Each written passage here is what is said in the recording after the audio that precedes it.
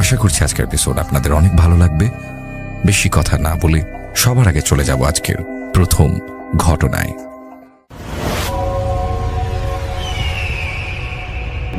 ইফতিদের বাড়িতে পৌঁছে আমি কলিং বেল টিপলাম।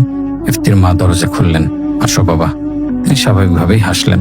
আমি ভেতরে ঢুকলাম। পড়ানোর সময়টায় আমি কিছুতেই মন বসাতে পারলাম না। বারবার আমার গত রাতের কথা মনে পড়ছিল। ইফতি হয়তো আমার অন্যমনস্কতার টের পেয়েছিল। সে দু একবার জিজ্ঞেসও করলো, স্যার আপনার কি শরীর খারাপ? আমি জোর করে হেসে বলেছি, না ঠিক আছে, তুমি পড়ায় মন দাও। 9:30 বাজতে আমি পড়া শেষ করলাম। আজ আমি আর এক মুহূর্ত দেরি করতে চাই না। আমি ইফতির বাবা মায়ের কাছ থেকে বিদায় নিয়ে গেটের দিকে এগোলাম। গেট খুলে বাইরে বের হলাম এবং বের হয়েই আমি যে দৃশ্য দেখলাম তাতে আমার রক্ত হিম হয়ে গেল। ইফতিদের বাড়ির গেটের ঠিক সামনেই দাঁড়িয়ে আছে সেই সিএনজিটা, গত রাতের সেই একই সিএনজি, সেই হলদেটে নেভো নেভো হেডলাইট। আজ আমার আর কোনো সন্দেহ রইল না, এটা সেই সিএনজি। কিন্তু আজ আমি খুশি হলাম না, বরং আমার বুকটা অজানা আশঙ্কায় কেঁপে উঠল। আজ কেন যেন আমার ওই সিএনজিতে উঠতে একেবারে ইচ্ছা করছিল না। আমি ভাবলাম সিএনজিটাকে অপেক্ষা করে আমি হেঁটে চলে যাব, কিন্তু আমি পারলাম না। আমার পা দুটো যেন আমার কথা শুনছে না। আমি দেখলাম আমি আমার অজান্তেই সিএনজিটার দিকে এগিয়ে যাচ্ছি। আমি আমার মনকে বাধা দেওয়ার চেষ্টা করলাম, কিন্তু আমার শরীর যেন অন্য কারো নিয়ন্ত্রণে চলে গেছে। আমি যান্ত্রিকভাবে সিএনজির দরজা খুলে ভেতরে বসে পড়লাম। আজ সিএনজিতে বসতে না বসতেই আমি একটা উৎকট গন্ধ পেলাম। একটা পচা গলা কিসের যেন গন্ধ, যেন কোনো মরা প্রাণী পচে আছে। আমি নাকে রুমাল চেপে ধরলাম। এটা কিসের গন্ধ ভাই? আমি ড্রাইভারকে জিজ্ঞেস করলাম। ড্রাইভার আজকেও সে একই রকম মূর্তির মতো বসে আছে, মুখ রুমাল দিয়ে ঢাকা। সে কোনো উত্তর দিল না। আমি এবার একটু বিরক্ত হলাম। শুনছেন, বলছি এটা কিসের গন্ধ? গন্ধে তো টেকা যাচ্ছে না। এবার লোকটা কথা বলল। সে একই খসখসে প্রাণহীন কণ্ঠ। কোনো দুর্গন্ধ নেই। ফাজলামো করছেন আমার সাথে? আমি রেগে উঠলাম। গন্ধে আমার বমি আসছে আর আপনি বলছেন কোনো গন্ধ নেই? লোকটা আর কোনো জবাব দিল না। সে নীরবে সিএনজি চালাতে শুরু করলো। আমার বুকের মধ্যে কেমন যেন এক অজানা ভয় আর অস্বস্তি কাজ করছিল। আমি নিজের ধ্যান অন্যদিকে ফেরানোর জন্য পকেট থেকে মোবাইলটা বের করলাম। ফেসবুকে স্ক্রল করতে শুরু করলাম। আমি কিছু সময় পার হয়ে যাওয়ার পর আমার মনে হলো আমি অনেকক্ষণ ধরেই সিএনজিতে বসে আছি, কিন্তু গত রাতের মতো তো আজ এত দ্রুত চলার কথা নয়। আমি বাইরে তাকালাম এবং বাইরে তাকিয়ে আমি যা দেখলাম তাতে আমার রাগ এবং ভয় দুটোই চরমে পৌঁছালো। আমি দেখলাম সিএনজিটা আমার বাড়ির দিকে না গিয়ে আবার সেই ইফতিদের এলাকার গলিতে ঢুকে পড়েছে, আর আমরা এখন ঠিক ইফতিদের বাড়ির সামনে দিয়ে যাচ্ছি। গাড়ি থামান, আমি চিৎকার করে উঠলাম। গাড়ি থামাতে বলছি, চালক গাড়ি থামালো না। একই গতিতে সেই সিএনজি চালিয়ে যাচ্ছে। শুনতে পান না? বললাম না গাড়ি থামান। আমি এবার লোকটার কাঁধে সজোরে ধাক্কা দিলাম। সিএনজিটা একটা ঝাঁকুনি দিয়ে থেমে গেল। আপনি এতক্ষণ ধরে গাড়ি চালিয়ে আবার এই বাসার সামনে কেন এলেন? আপনি কি পাগল? আমি রাগে কাঁপছিলাম। এবার লোকটা খুব ধীরে ধীরে তার দিকে ঘাড় ফেরালো। তার মুখটা এখনো রুমালে ঢাকা, কিন্তু তার চোখ দুটো অন্ধকারে জ্বলছে। তারপর লোকটা হাসলো। সেই হাসি কোনো মানুষের হাসি নয়। একটা বিভৎস কর্কশ শব্দে সিএনজির ভেতরটা ভরে গেল। সেই হাসির শব্দে কাঁচগুলো পর্যন্ত যেন কেঁপে উঠল। ওটা হাসির শব্দ নয়, যেন কোনো কিছু ঘষে ঘষে কাটার আওয়াজ। সেই ভয়ঙ্কর শব্দে আমার হাত থেকে আমার মোবাইলটা ছিটকে পড়ে গেল। আমার হাত পা ভয়ে অবশ হয়ে আসতে শুরু করেছে। আমি মনের অজান্তেই দোয়া করেছিলাম, আল্লাহ লোকটা যেন পুরোপুরি আমার দিকে ঘুরে না তাকায়, কারণ যার হাসির শব্দ এত ভয়ঙ্কর সে দেখতে না জানি কত ভয়ঙ্কর হবে। সে বিভৎস ঘর ঘরে হাসির শব্দে আমার কান তালা ধরে গিয়েছিল। আমার মনে হচ্ছিল আমার মাথার ভেতরের শিরা উপশিরা সব ছিঁড়ে যাচ্ছে। আমি 2 হাতে কান চেপে ধরেও সেই আওয়াজ থেকে মুক্তি পাচ্ছিলাম না। লোকটা হাসছে আর হাসতে হাসতে সিএনজিটা থরথর করে কাঁপছে।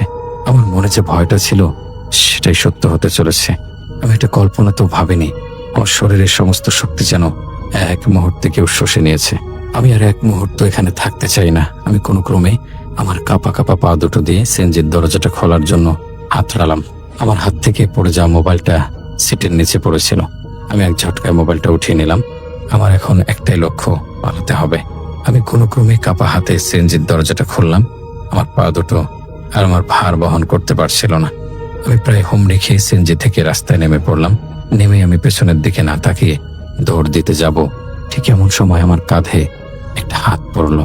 সেই হাতের স্পর্শ আমার মনে হলো আমার কাঁধের ওপর কেউ এক টুকরো বরফ চেপে ধরেছে। এতটাই ঠান্ডা সেই স্পর্শ যে আমার পুরো শরীর এক মুহূর্তে শিউরে উঠল। সেই ঠান্ডা ভাবটা শুধু আমার কাঁধেই সীমাবদ্ধ রইল না, মনে হলো সেটা আমার চামড়া ভেদ করে মাংসপেশি পেরিয়ে হাড়ের মজ্জা পর্যন্ত পৌঁছে যাচ্ছে।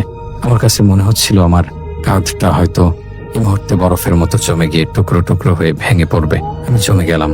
আমার দৌড়ানোর সব শক্তি, সব ইচ্ছা এক মুহূর্তে উবে গেল। পেছনে তাকানোর বিন্দুমাত্র সাহস আমার আর অবশিষ্ট ছিল না।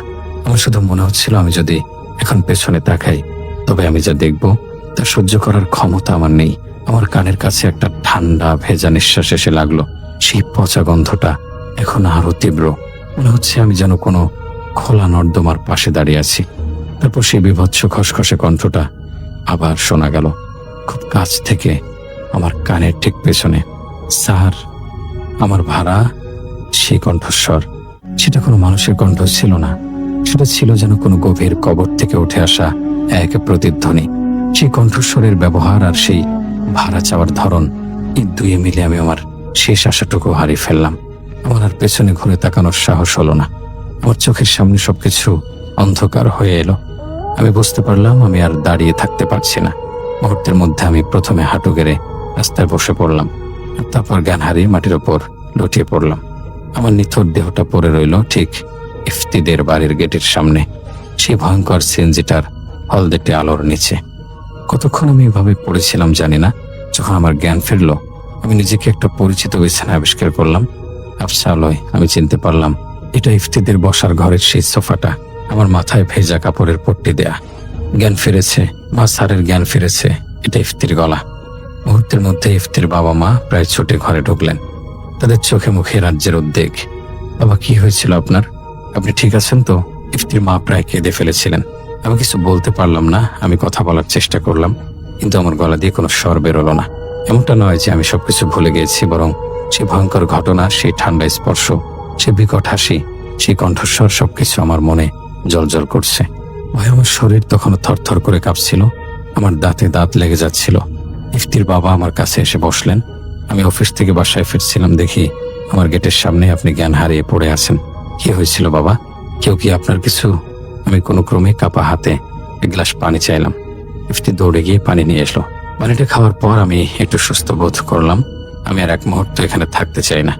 আমি কাপা কাপা গলায় বললাম, আমি আর ইফতিকে পড়াতে এখানে আসতে পারবো না। ইফতির বাবা মা একে অপরের দিকে তাকালেন। আমি জানি আপনারা হয়তো বিশ্বাস করবেন না, আমি হাঁপাতে হাঁপাতে বললাম।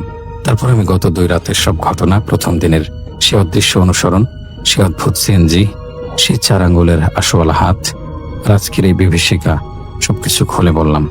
আমার মুখ থেকে সবটা শুনে ইফতির বাবা মা একদম চুপ হয়ে গেলেন। তাদের মুখ ফ্যাকাশে হয়ে গেছে। আমি ভেবেছিলাম তারা হয়তো আমাকে পাগল ভাববে, আমার কথা হেসে উড়িয়ে দেবে, কিন্তু তারা কিছুই বলল না, কোনো জোরাজুরি করলো না। ইফতির বাবা শুধু একটা দীর্ঘশ্বাস ফেলে বললেন, আপনি যা ভালো মনে করেন বাবা, আমরা আপনাকে জোর করব না। আপনি আজ রাতটা এখানে বিশ্রাম নিন, সকালে আমি নিজে আপনাকে বাড়ি পৌঁছে দিয়ে আসব। সেই রাতটা আমার জীবনের দীর্ঘতম রাত ছিল। আমি এক মুহূর্তের জন্য চোখ বন্ধ করতে পারিনি, শুধু আল্লাহ তাআলার নাম জপেছি। আমার মনে হচ্ছিল সেই ঠান্ডা স্পর্শটা আমি এখনো আমার কাঁধে অনুভব করতে পারছি। পরের দিন সকালবেলা ইফতির বাবা যেমন কথা দিয়েছিলেন, ঠিক তেমনি তিনি আমাকে তার নিজের গাড়িতে করে বাড়ি পৌঁছে দিয়ে আসলেন। সারা রাস্তা আমরা কেউ কোনো কথা বলিনি। আমি সেদিন ইফতির বাবাকে ফোন করে জানিয়ে দিয়েছিলাম আমি আর পড়াতে পারবো না। এরপর থেকে আমি আর কখনোই ওই এলাকার পথ মাড়াইনি। সেখানের বাতাসে যেন ভয় মিশে আছে। আমি জানি না সেদিন আমি কিসের পাল্লায় পড়েছিলাম। সেটা কি কোনো খারাপ জিনিস ছিল নাকি কোনো ছায়ামূর্তি? আমি শুধু জানি আল্লাহ তাআলা সে রাতে আমাকে কোনোভাবে বাঁচিয়ে দিয়েছিলেন। সে রাতের শেষ ভাড়া আমি আমার সারা জীবন ধরে ভয় আর আতঙ্ক দিয়ে শোধ করে চলেছি। ঘটনাটি আশা করি আপনাদের কাছে ভালো লেগেছে। এখন যে ঘটনাটি আপনাদের সাথে শেয়ার করব, এই ঘটনাটি আমাদেরকে যিনি পাঠিয়েছেন ওনার নাম পারভেজ শেখ। ওনার বাড়ি খুলনা জেলার ফুলতলা উপজেলার দক্ষিণডিহি রবীন্দ্র কমপ্লেক্স এরিয়াতে। যে ঘটনাটি উনি পাঠিয়েছেন, ঘটনাটি ওনার নিজের সাথেই ঘটেছে। ওনার দাদাবাড়ি বরিশালের কদমতলা ইউনিয়নের কদমতলা গ্রামে। এই ঘটনাটি উনি ওনার দাদা বাড়িতে থাকাকালে ঘটেছিল। মূলত বেড়াতে গিয়েছিলেন একটা ছুটিতে, তখন ঘটেছিল। গরমের ছুটিতে উনি ওনার দাদা বাড়িতে বেড়াতে গিয়েছেন। তো সেখানে ওনার মেজো চাচার ছেলে, বড় চাচার ছেলে যারা আছেন তাদের সাথে অনেক মজা, হাসি তামাশা এগুলো করে দিন কাটাচ্ছেন। একদিন সন্ধ্যার পর একটা চায়ের দোকানে গল্প করতে করতে একটি ব্যাপারে কথা ওঠে। ওনাদের ওখানে একটা বিল রয়েছে, ওই বিলে ট্যাটা দিয়ে কে কত মাছ ধরতে পারে। এই পারভেজ শেখ ভাই, ওনার কিন্তু ট্যাটা দিয়ে মাছ শিকারে দারুণ একটা অভিজ্ঞতা রয়েছে। উনি চ্যালেঞ্জ দিয়ে বসেন যে ওনার সাথে ট্যাটা দিয়ে মাছ শিকার করে কেউ পারবে না। ওনার এই আত্মবিশ্বাসের কারণটা হচ্ছে উনি ট্যাটা দিয়ে মাছ শিকারে এতটাই পারদর্শী হয়েছিলেন যে উনি চিন্তাই করে নিয়েছিলেন যে ওনার সাথে মাছ ধরে কেউই পারবে না। কারণ এই বিষয়ে আসলে মাছ শিকারে ওনার ছোটবেলা থেকে অভিজ্ঞতা ছিল। ওনার মতো এরকম অভিজ্ঞতা আসলে কারো ছিল না বলেই পারভেজ শেখ ভাইয়ের ধারণা ছিল। সিদ্ধান্ত হলো ওখান থেকেই যে ওনার চাচাতো 3 ভাই মাছ ধরতে যাবে, সাথে পারভেজ শেখ ভাই যাবে, কে কত বেশি মাছ পায় দেখা যাবে। রাত 12টার পর ওনারা বের হয়ে ওই বিলে চলে যাবেন। রাতে খাওয়া দাওয়া শেষ করে গল্পগুজব করে অবশেষে রাত 12টা কি 1টার দিকে ওনারা বের হয়ে গেছেন। সবার হাতে টর্চ লাইট দিয়ে দেখবেন যে মাছ কোথায় আছে, ওটা দিয়ে মাছের অবস্থান শনাক্ত করে বাস ট্যাটা চালিয়ে দেবেন। ওনারা এক সাইড থেকে মাছ ধরতে শুরু করেছেন। মাছ ধরতে ধরতে এই পারভেজ শেখ ভাই উনি একটু দূরে চলে গিয়েছেন। দেখা যাচ্ছে যে ওনার সাথে অন্য যে চাচাতো ভাইরা ছিল তারাও একটু দূরে চলে গিয়েছে। এখানে একটা বিষয়, সেটা হচ্ছে ট্যাটা দিয়ে মাছ শিকার করার সময় এই মাছগুলো কোথায় রাখবেন, এই রাখার জন্য 2টো ব্যাগ নিয়েছিলেন। আমরা বাজারে যেই ব্যাগগুলো নিয়ে যাই, দেখা যাচ্ছে বাজার করার পর ওই ব্যাগের একটা জায়গায় কিন্তু আমরা হাত দিয়ে ধরে রাখি, অর্থাৎ ওই ব্যাগের 2টো সাইড থাকে, 2টো সাইডের ভেতর দিয়ে কিন্তু হাত ঢোকানো যায়। তখন ওই 2টো সাইড এক করে আমরা এক হাত দিয়ে বাজারের ব্যাগটা কিন্তু ধরে রাখি। ওই বাজারের ব্যাগটা যখন ধরি তখন কিন্তু অনায়াসে আমরা হাত দিয়ে বাজারের ব্যাগটা আমরা নিয়ে আসতে পারি। কিন্তু মাছ ধরার সময় যেটা হয় সেটা হচ্ছে উনি বাজারের ব্যাগ যেটা, সেটা ওই যে হাত দিয়ে ধরার যে জায়গাটা 2টো পয়েন্ট থাকে আর কি, ওই 2টো পয়েন্টের ভেতর দিয়েই গামছার এক মাথা ঢুকিয়ে দিয়েছেন। ওনার কোমরের ডান পাশে একটা বাজারের ব্যাগ, বাম পাশে আর একটা বাজারের ব্যাগ, 2টো নিয়েছেন। যেটাই সুবিধা হয় ওটাতে রাখবেন আর কি। তো ওই যে 2টো হাতলের মতো জায়গা থাকে, ওই 2 দিক দিয়েই উনি গামছা ঢুকিয়ে কোমরের সাথে খুব শক্তভাবে প্যাচ দিয়ে গিট দিয়ে দিয়েছেন, যাতে করে কোনোভাবেই বাজারের ব্যাগ কোমর থেকে খুলে না পড়ে যায়। ওনার মতো করে ওনার অন্য চাচাতো ভাই যারা ছিলেন তারাও একই রকমভাবে মাছ ধরে যাচ্ছেন, মাছ পাচ্ছেন, ব্যাগের মধ্যে রাখেন, কখনো ডানেরটায় রাখেন, কখনো দেখা যাচ্ছে যে বাইরটা রাখেন, মানে রাখতে যখন যেটা সুবিধা হয় আর কি। তো এভাবে ওনারা মাছ ধরছিলেন। দেখা যাচ্ছে যে ওই সময় রুই মাছের পোনা, তেলাপিয়া, তারপর টাকি মাছ, এগুলোই বেশি পাওয়া যাচ্ছিল আর কি। এদিকে উনি মাছ ধরতে ধরতে ধরতে ধরতে কখন যে অনেকটা দূরে চলে আসছেন এটা উনি খেয়াল করেননি। তবে যখন খেয়াল করেছেন তখন যে আবার ওনার চাচাতো ভাইদের কাছে চলে আসবেন এটা উনি চিন্তা করেননি। উনি আবার দূর থেকে বলছেন, এই আমি এদিকে আসি, তোরা মাছ ধর। ওনার চিন্তা ছিল যেহেতু চ্যালেঞ্জ দিয়ে আসছেন, একসাথে থাকলে তো মাছ কম পাবেন, এই চিন্তা করে উনি একটু সাইডে গিয়েছেন যাতে করে মাছ একটু বেশি পাওয়া যায়। তো উনি ওই সাইড দিয়ে যেতে যেতে যেতে যেতে ওই সাইডে একটা কালী মন্দির আছে, ওই দিকটাতে চলে গিয়েছেন। এটা অবশ্য উনি তখনও খেয়াল করেননি। ওই কালী মন্দিরের ওই সাইডটাতে যখন গিয়েছেন তখন কিন্তু উনি ওনার চাচাতো ভাইদের থেকে অনেকটা দূরেই চলে আসছেন। তখন উনি দেখতে পান বড় একটা বাইম মাছ, এটা কিলবিল করে এক জায়গা থেকে আরেক জায়গা যাচ্ছে, তবে ধীর গতিতে। উনি ওই মাছটাকে টার্গেট করে মেরেছেন তার ট্যাটাটা লেগে গিয়েছে ওই মাছে। এরপর উনি যখন ট্যাটাটা সামনের দিকে নিয়ে আসছেন, ওই মাছটা ছুটিয়ে ওনার কোমরে থাকা ব্যাগের ভিতরে রাখবেন, তখন দেখেন এক অদ্ভুত দৃশ্য। ওনার কোমরে থাকা ব্যাগ আর নেই, 2টো ব্যাগের মধ্যেই মাছ ছিল। এর আগে যে মাছগুলো উনি পেয়েছেন সেগুলো রেখেছেন, ব্যাগ নাই। এটা কিভাবে সম্ভব? কোমরে কিন্তু গামছাটা ঠিকই রয়েছে, গামছাটা যদি খুলে যেত তাহলে না হয় ব্যাগটা পড়ে যেত। উনি এবার আরও একটা বিষয় খেয়াল করেন, ওই যে ব্যাগের যে হ্যান্ডেলের মতো জায়গাটা রয়েছে, যে জায়গাটার ভেতর দিয়ে উনি গামছার এক মাথা ঢুকিয়ে দিয়েছিলেন। অর্থাৎ বাজার করার সময় আমরা যেই অংশটায় হাত ধরি, মানে হাত দিয়ে ধরে রাখি আর কি, বাজারের ব্যাগের যে অংশটায়, ওই যেই পয়েন্টটা, ওই পয়েন্টটা ঠিকই গামছার সাথে লেগে রয়েছে। মনে হচ্ছে বাজারের ব্যাগটা এমনভাবে কেউ হ্যাচকা টান দিয়েছে, ওখান থেকে বাজারের ব্যাগটা ছিঁড়ে চলে গেছে। দুটো বাজার ব্যাগই একই অবস্থা, একটাতে মাছ বেশি ছিল আর একটায় কম ছিল বা ছিলই না, কিন্তু দুটোরই একই অবস্থা। উনি চিন্তা করলেন এত জোরে হ্যাচকা টান যে দিল আমি একদমই টের পেলাম না। এরকম হ্যাচকা টানে তো গামছার যে গিট এটাই খুলে যাবার কথা, কিন্তু না, আমি একদমই টের পেলাম না। এটা কিভাবে সম্ভব? উনি মনে মনে অনেক ভয় পেয়ে যান। এবার উনি চাচাতো ভাইদেরকে ডাকতে থাকেন। এক চাচাতো ভাইয়ের নাম ছিল রকি, আর একজনের নাম ইব্রাহিম। তো তাদেরকে ডাকছেন, এদিকে ওরাও দূর থেকে উত্তর নিচ্ছে। এই যে একজন ডাকছে আরেকজন উত্তর নিচ্ছে, এইভাবে আস্তে আস্তে সবাই একত্রে চলে আসে।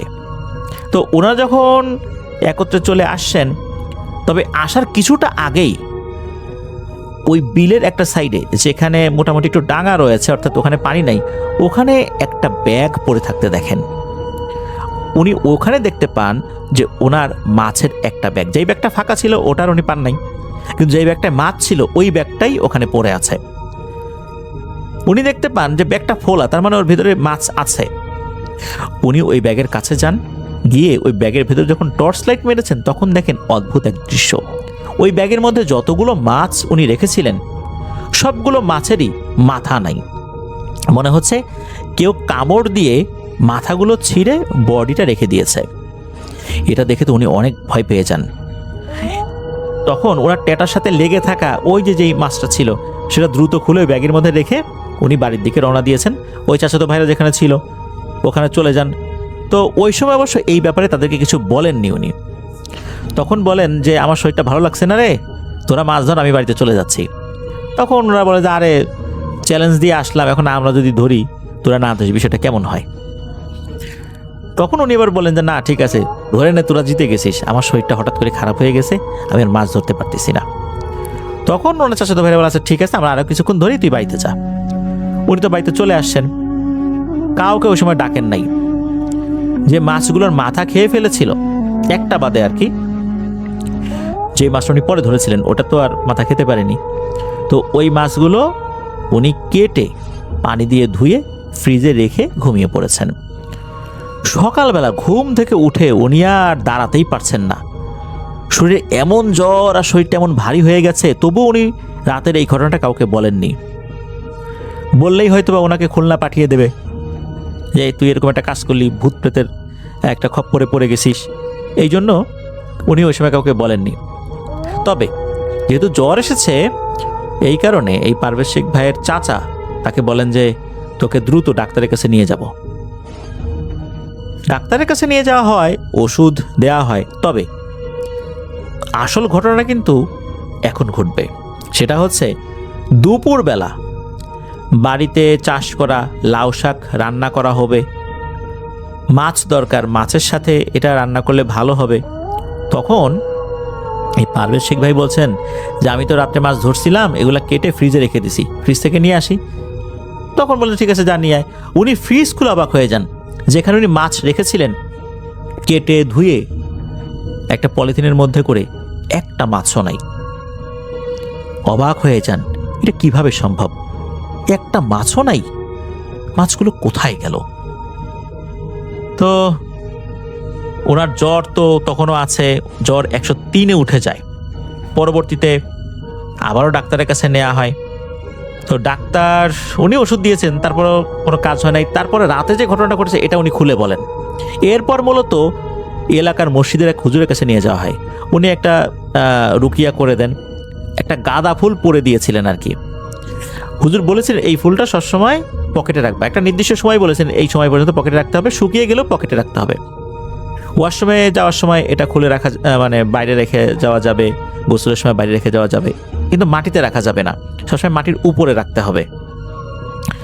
আর হুজুর উনি বলে দেন তুমি তো বাবা জানে বেঁচে গেছো, তোমার হাতে তো প্রথমত টর্চ লাইট ছিল, এটা লোহা দিয়ে তৈরি ছিল, আবার হাতে ট্যাটা ছিল, ট্যাটার এক মাথা তো লোহা দিয়ে তৈরি, এই জন্য আল্লাহর রহমতে তোমার কোনো ক্ষতি করতে পারেনি। তবে এই ধরনের সমস্যা হলে কি করতে হবে হুজুর একটা বিষয় শিখিয়ে দেন। কেননা উনি কিন্তু যেই মাছটা ধরে নিয়ে এসেছিলেন এই মাছ কিন্তু পরে আর থাকেনি, নিয়ে গেছে। হুজুর বলে দিলেন এই ধরনের কোনো সমস্যা যদি হয়, যদি এরকম কোনো মাছ বা কোনো জিনিস কেউ নিয়ে আসে, জিনেদের নজর পড়ে যায়, যদি এটা এটো করে দেয়া যায় তাহলে নাকি ওরা আর এটা নিতে পারে না। এটা কিভাবে? যদি কেউ বিসমিল্লাহ বলে একটু থুতু ছিটিয়ে দেয় তাহলে নাকি ওরা আর এগুলো নিতে পারে না। এগুলো তো পারভেজ শেখ ভাই জানতেন না, উনি তো ওনার মতো করে রেখে দিয়েছিলেন, ওরা ঠিকই ওই মাছ গায়েব করে দিয়েছে। তো এটাই ছিল পারভেজ শেখ ভাইয়ের সাথে ঘটে যাওয়া একটি ঘটনা। প্রিয় লিসেনার্স, এই ঘটনা থেকে কিন্তু আমরা একটা জিনিস শিখলাম, সেটা হচ্ছে এই ধরনের সমস্যা যদি হয়, কোনো মাছে কামড় দিয়েছে, এই মাছটা নিয়েই তো যাবে, সেক্ষেত্রে কি করতে হবে।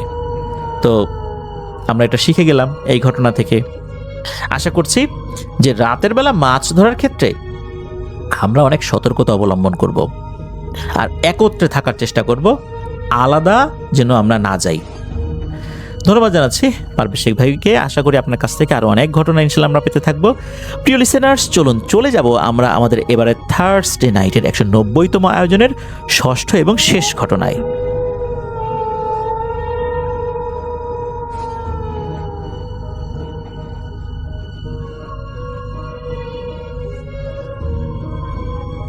প্রিয় লিসেনার্স, আমরা কিন্তু আমাদের এবারে থার্সডে নাইটের 190তম এপিসোডের শেষ ঘটনায় চলে এসেছি।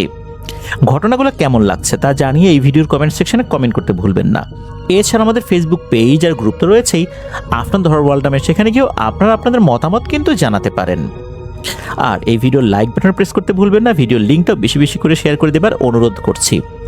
আপনাদের জানাবো আপনাদের সাথে ঘটে যাওয়া সত্য ভয়ের ঘটনাগুলো আমাদেরকে লিখে বা রেকর্ড করে afnanthorwalbd@gmail.com এই ইমেল অ্যাড্রেসে ইমেল করতে পারেন। ইমেল অ্যাড্রেসের স্পেলিংটা বলে দিচ্ছি, AFNANTHEHORRORWORLDBD afnanthorwalbd@gmail.com। প্রিয় লিসেনার্স, আমাদের আফনান্স বি ইউটিউব চ্যানেলেও কিন্তু সাবস্ক্রাইব করতে ভুলবেন না।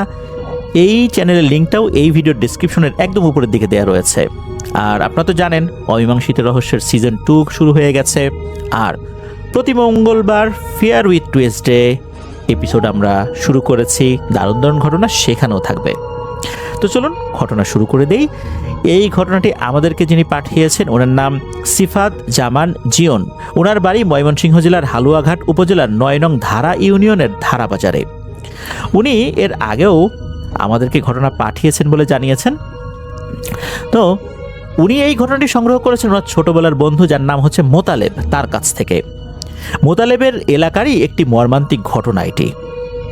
আর ঘটনাটি ঘটেছিল তার গ্রামের বাড়ি নাগলা বাজারের কোনাপাড়া নামক একটি স্থানে।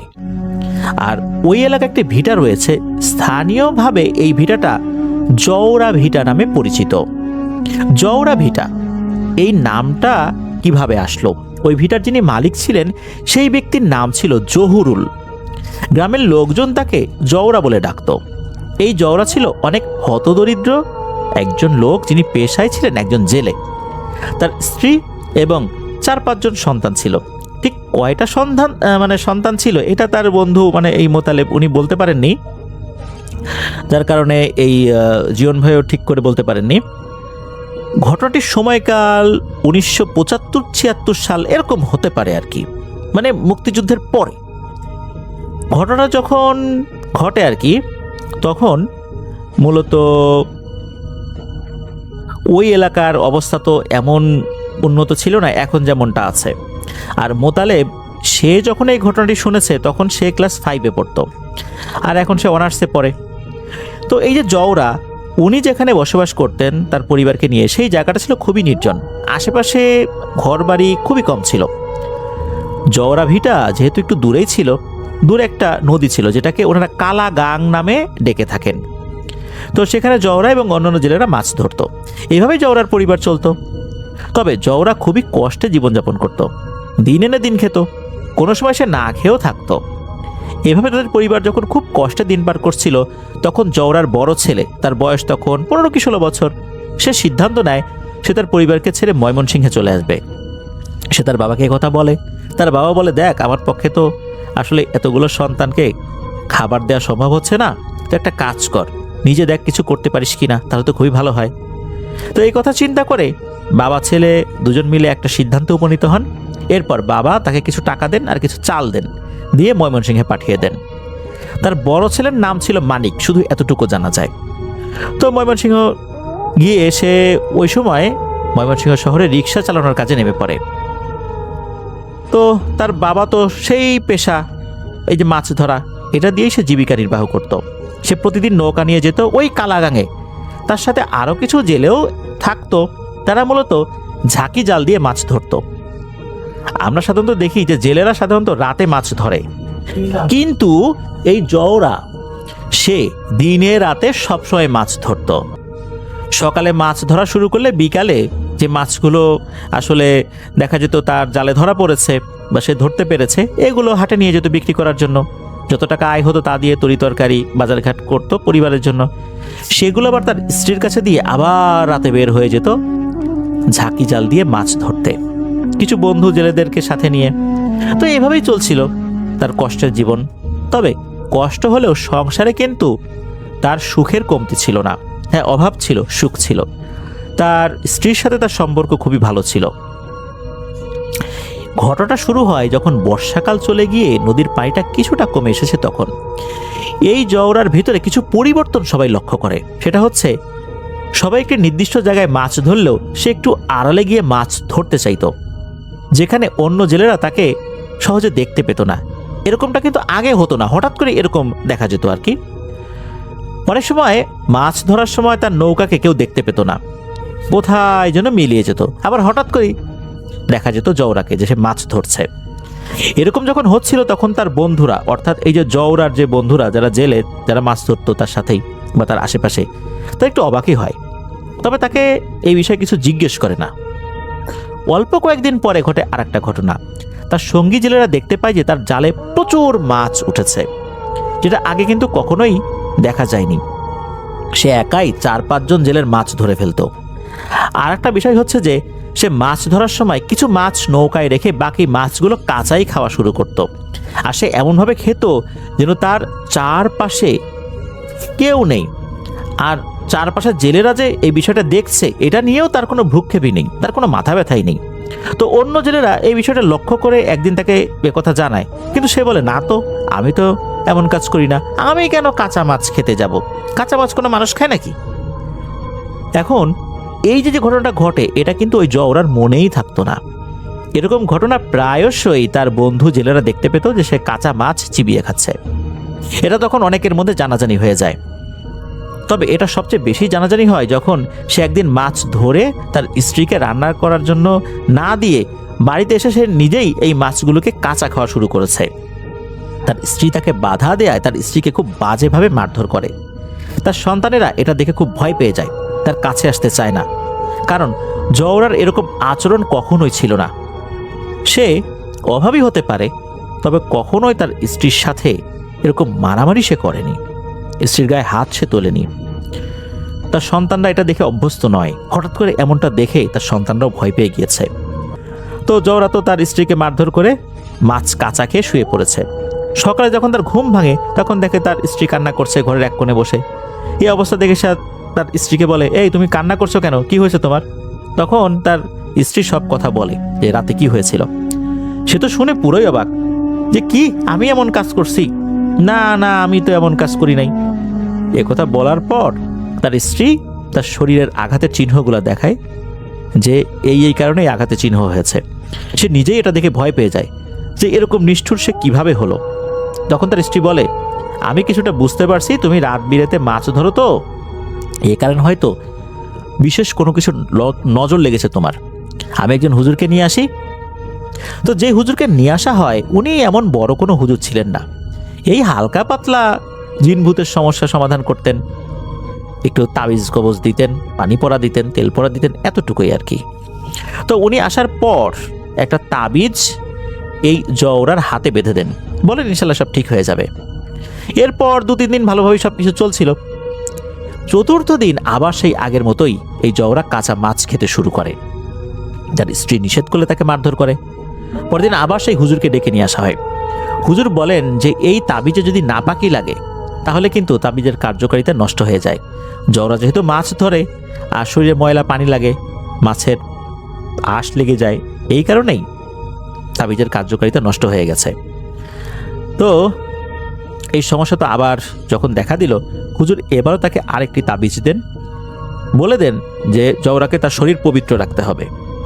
কিন্তু সে যেহেতু জেলে আর এটার জন্যই তার সংসার চলে, এই জন্য তাকে তো আসলে এটা করতেই হবে, তার তো এটা না করার উপায় নাই। এখন কি আর করা, এখন মাছ ধরতে তাকে তো যেতেই হবে, আর মাছ ধরতে গেলে মাছের আঁশ, নোংরা পানি এটা তো লাগবেই। ঘরে বসে থাকলে তো চলবে না, খাবারও জুটবে না। হুজুরের আদেশ অমান্য করে সে আবার মাছ ধরতে চলে যায় কালাগাঙে। মাছ ধরে এসে ঘরে ঢুকেই আবার সে কাঁচা মাছগুলোকে খাওয়া শুরু করে দেয়। কিন্তু এবার তার স্ত্রী তাকে আর বাধা দেয় না, বাধা দিলেই তো মার খেতে হয়। জওরা মাছ খায়, তবে সবগুলো না, বেশ কিছু মাছ রেখে খায়। সকালে তার স্ত্রী সেগুলোকে আবার রান্না করতে গেলে কোথা থেকে একটা লাঠি নিয়ে এসে তার স্ত্রীকে বেধড়ক পেটাতে থাকে। এমত অবস্থায় তার স্ত্রী যখন চিৎকার করতে থাকে, ওই রাস্তা দিয়ে যাওয়ার সময় কিছু লোক এই চিৎকার শুনে তার বাড়িতে এসে দেখে এই অবস্থা। তখন তার ছেলেকে খবর দেওয়া হয়। তার ছেলে ময়মনসিংহের কোথায় আছে এটা অবশ্য লোকজনের জানা ছিল, কোন এলাকা দিয়ে সে থাকে। তাকে খবর দিলে সে চলে আসে।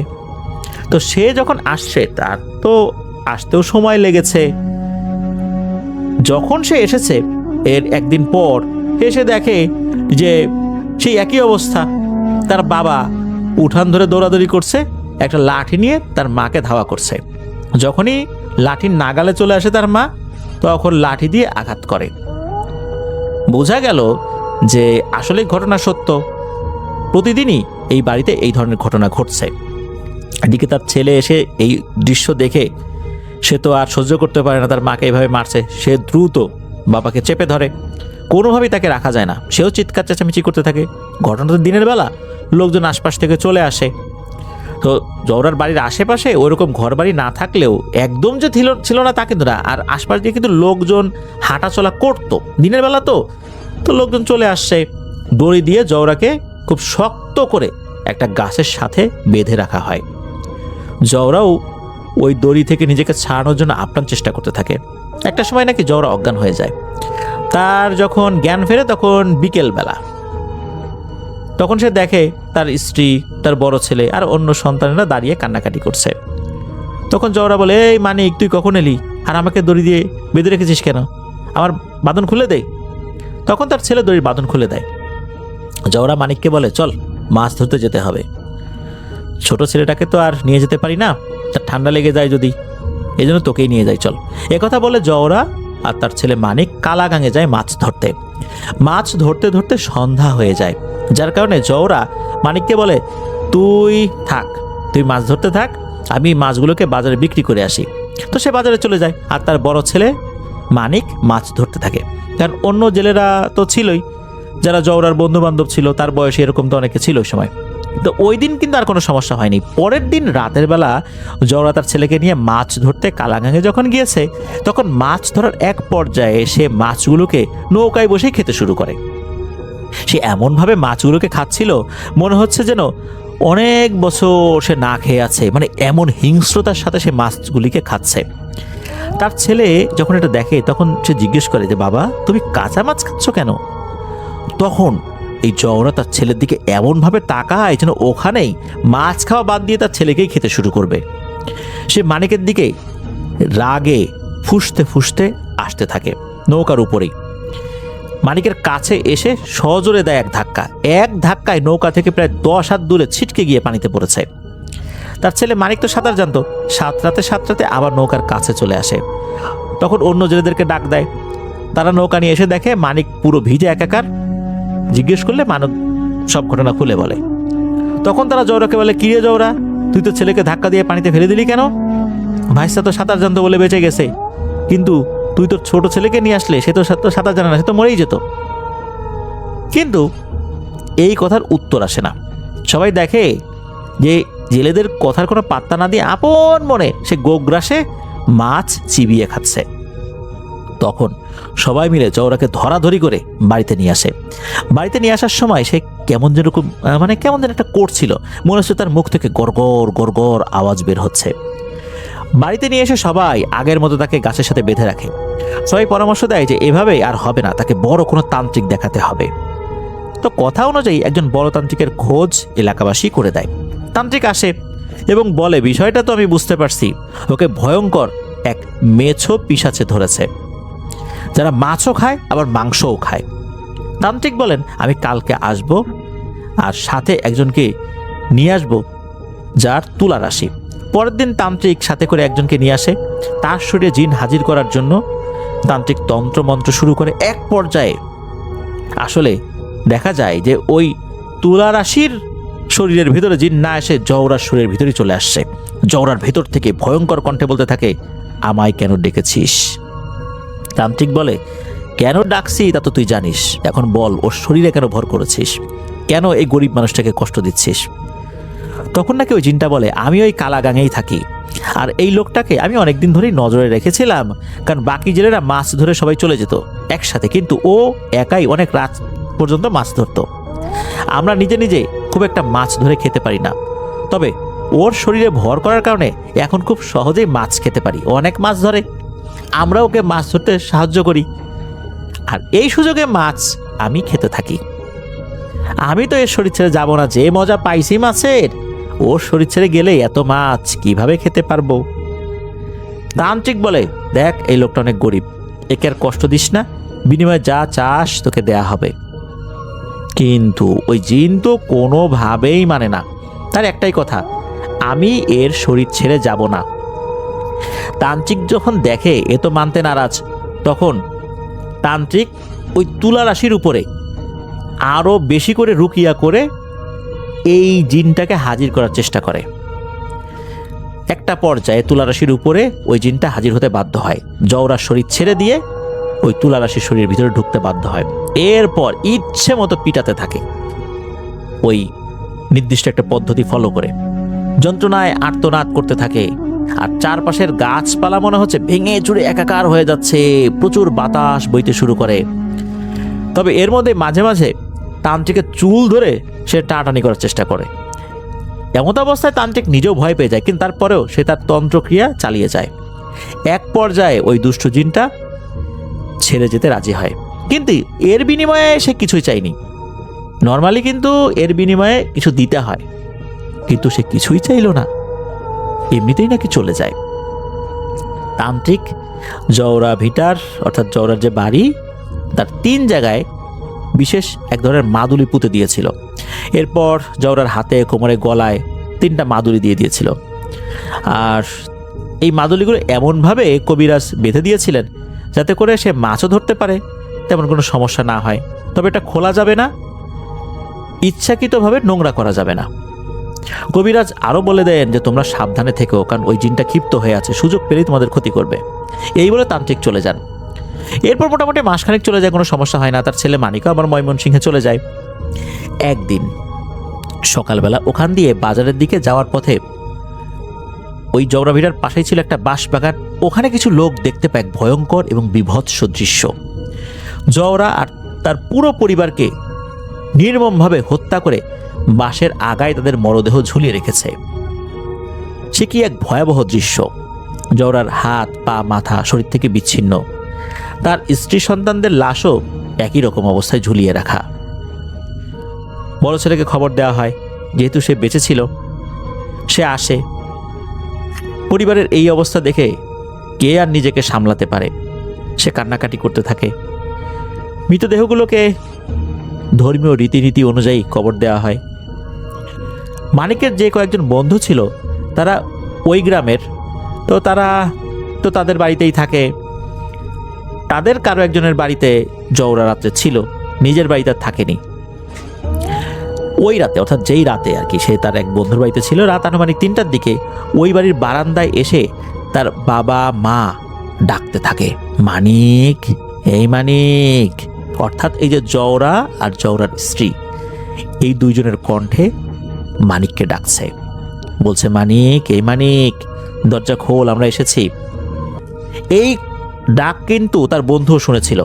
তার বন্ধু বলছে, খবরদার মানিক, দরজা খুলিস না। এভাবে অনেকবার ডাকাডাকি করে। ওই যে আমরা বলি না 2বার ডাকে 3বার ডাকতে পারে না, তা কিন্তু না, অনেকবার ডাকাডাকি করেছে।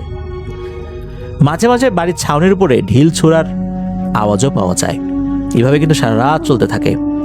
ফজর আজানের পর মানিক বাড়ি থেকে বের হয়ে কোথায় যেন চলে যায়, আর কেউ মানিককে কখনোই দেখেনি। একবার ওই গ্রামে বন্যা হয়।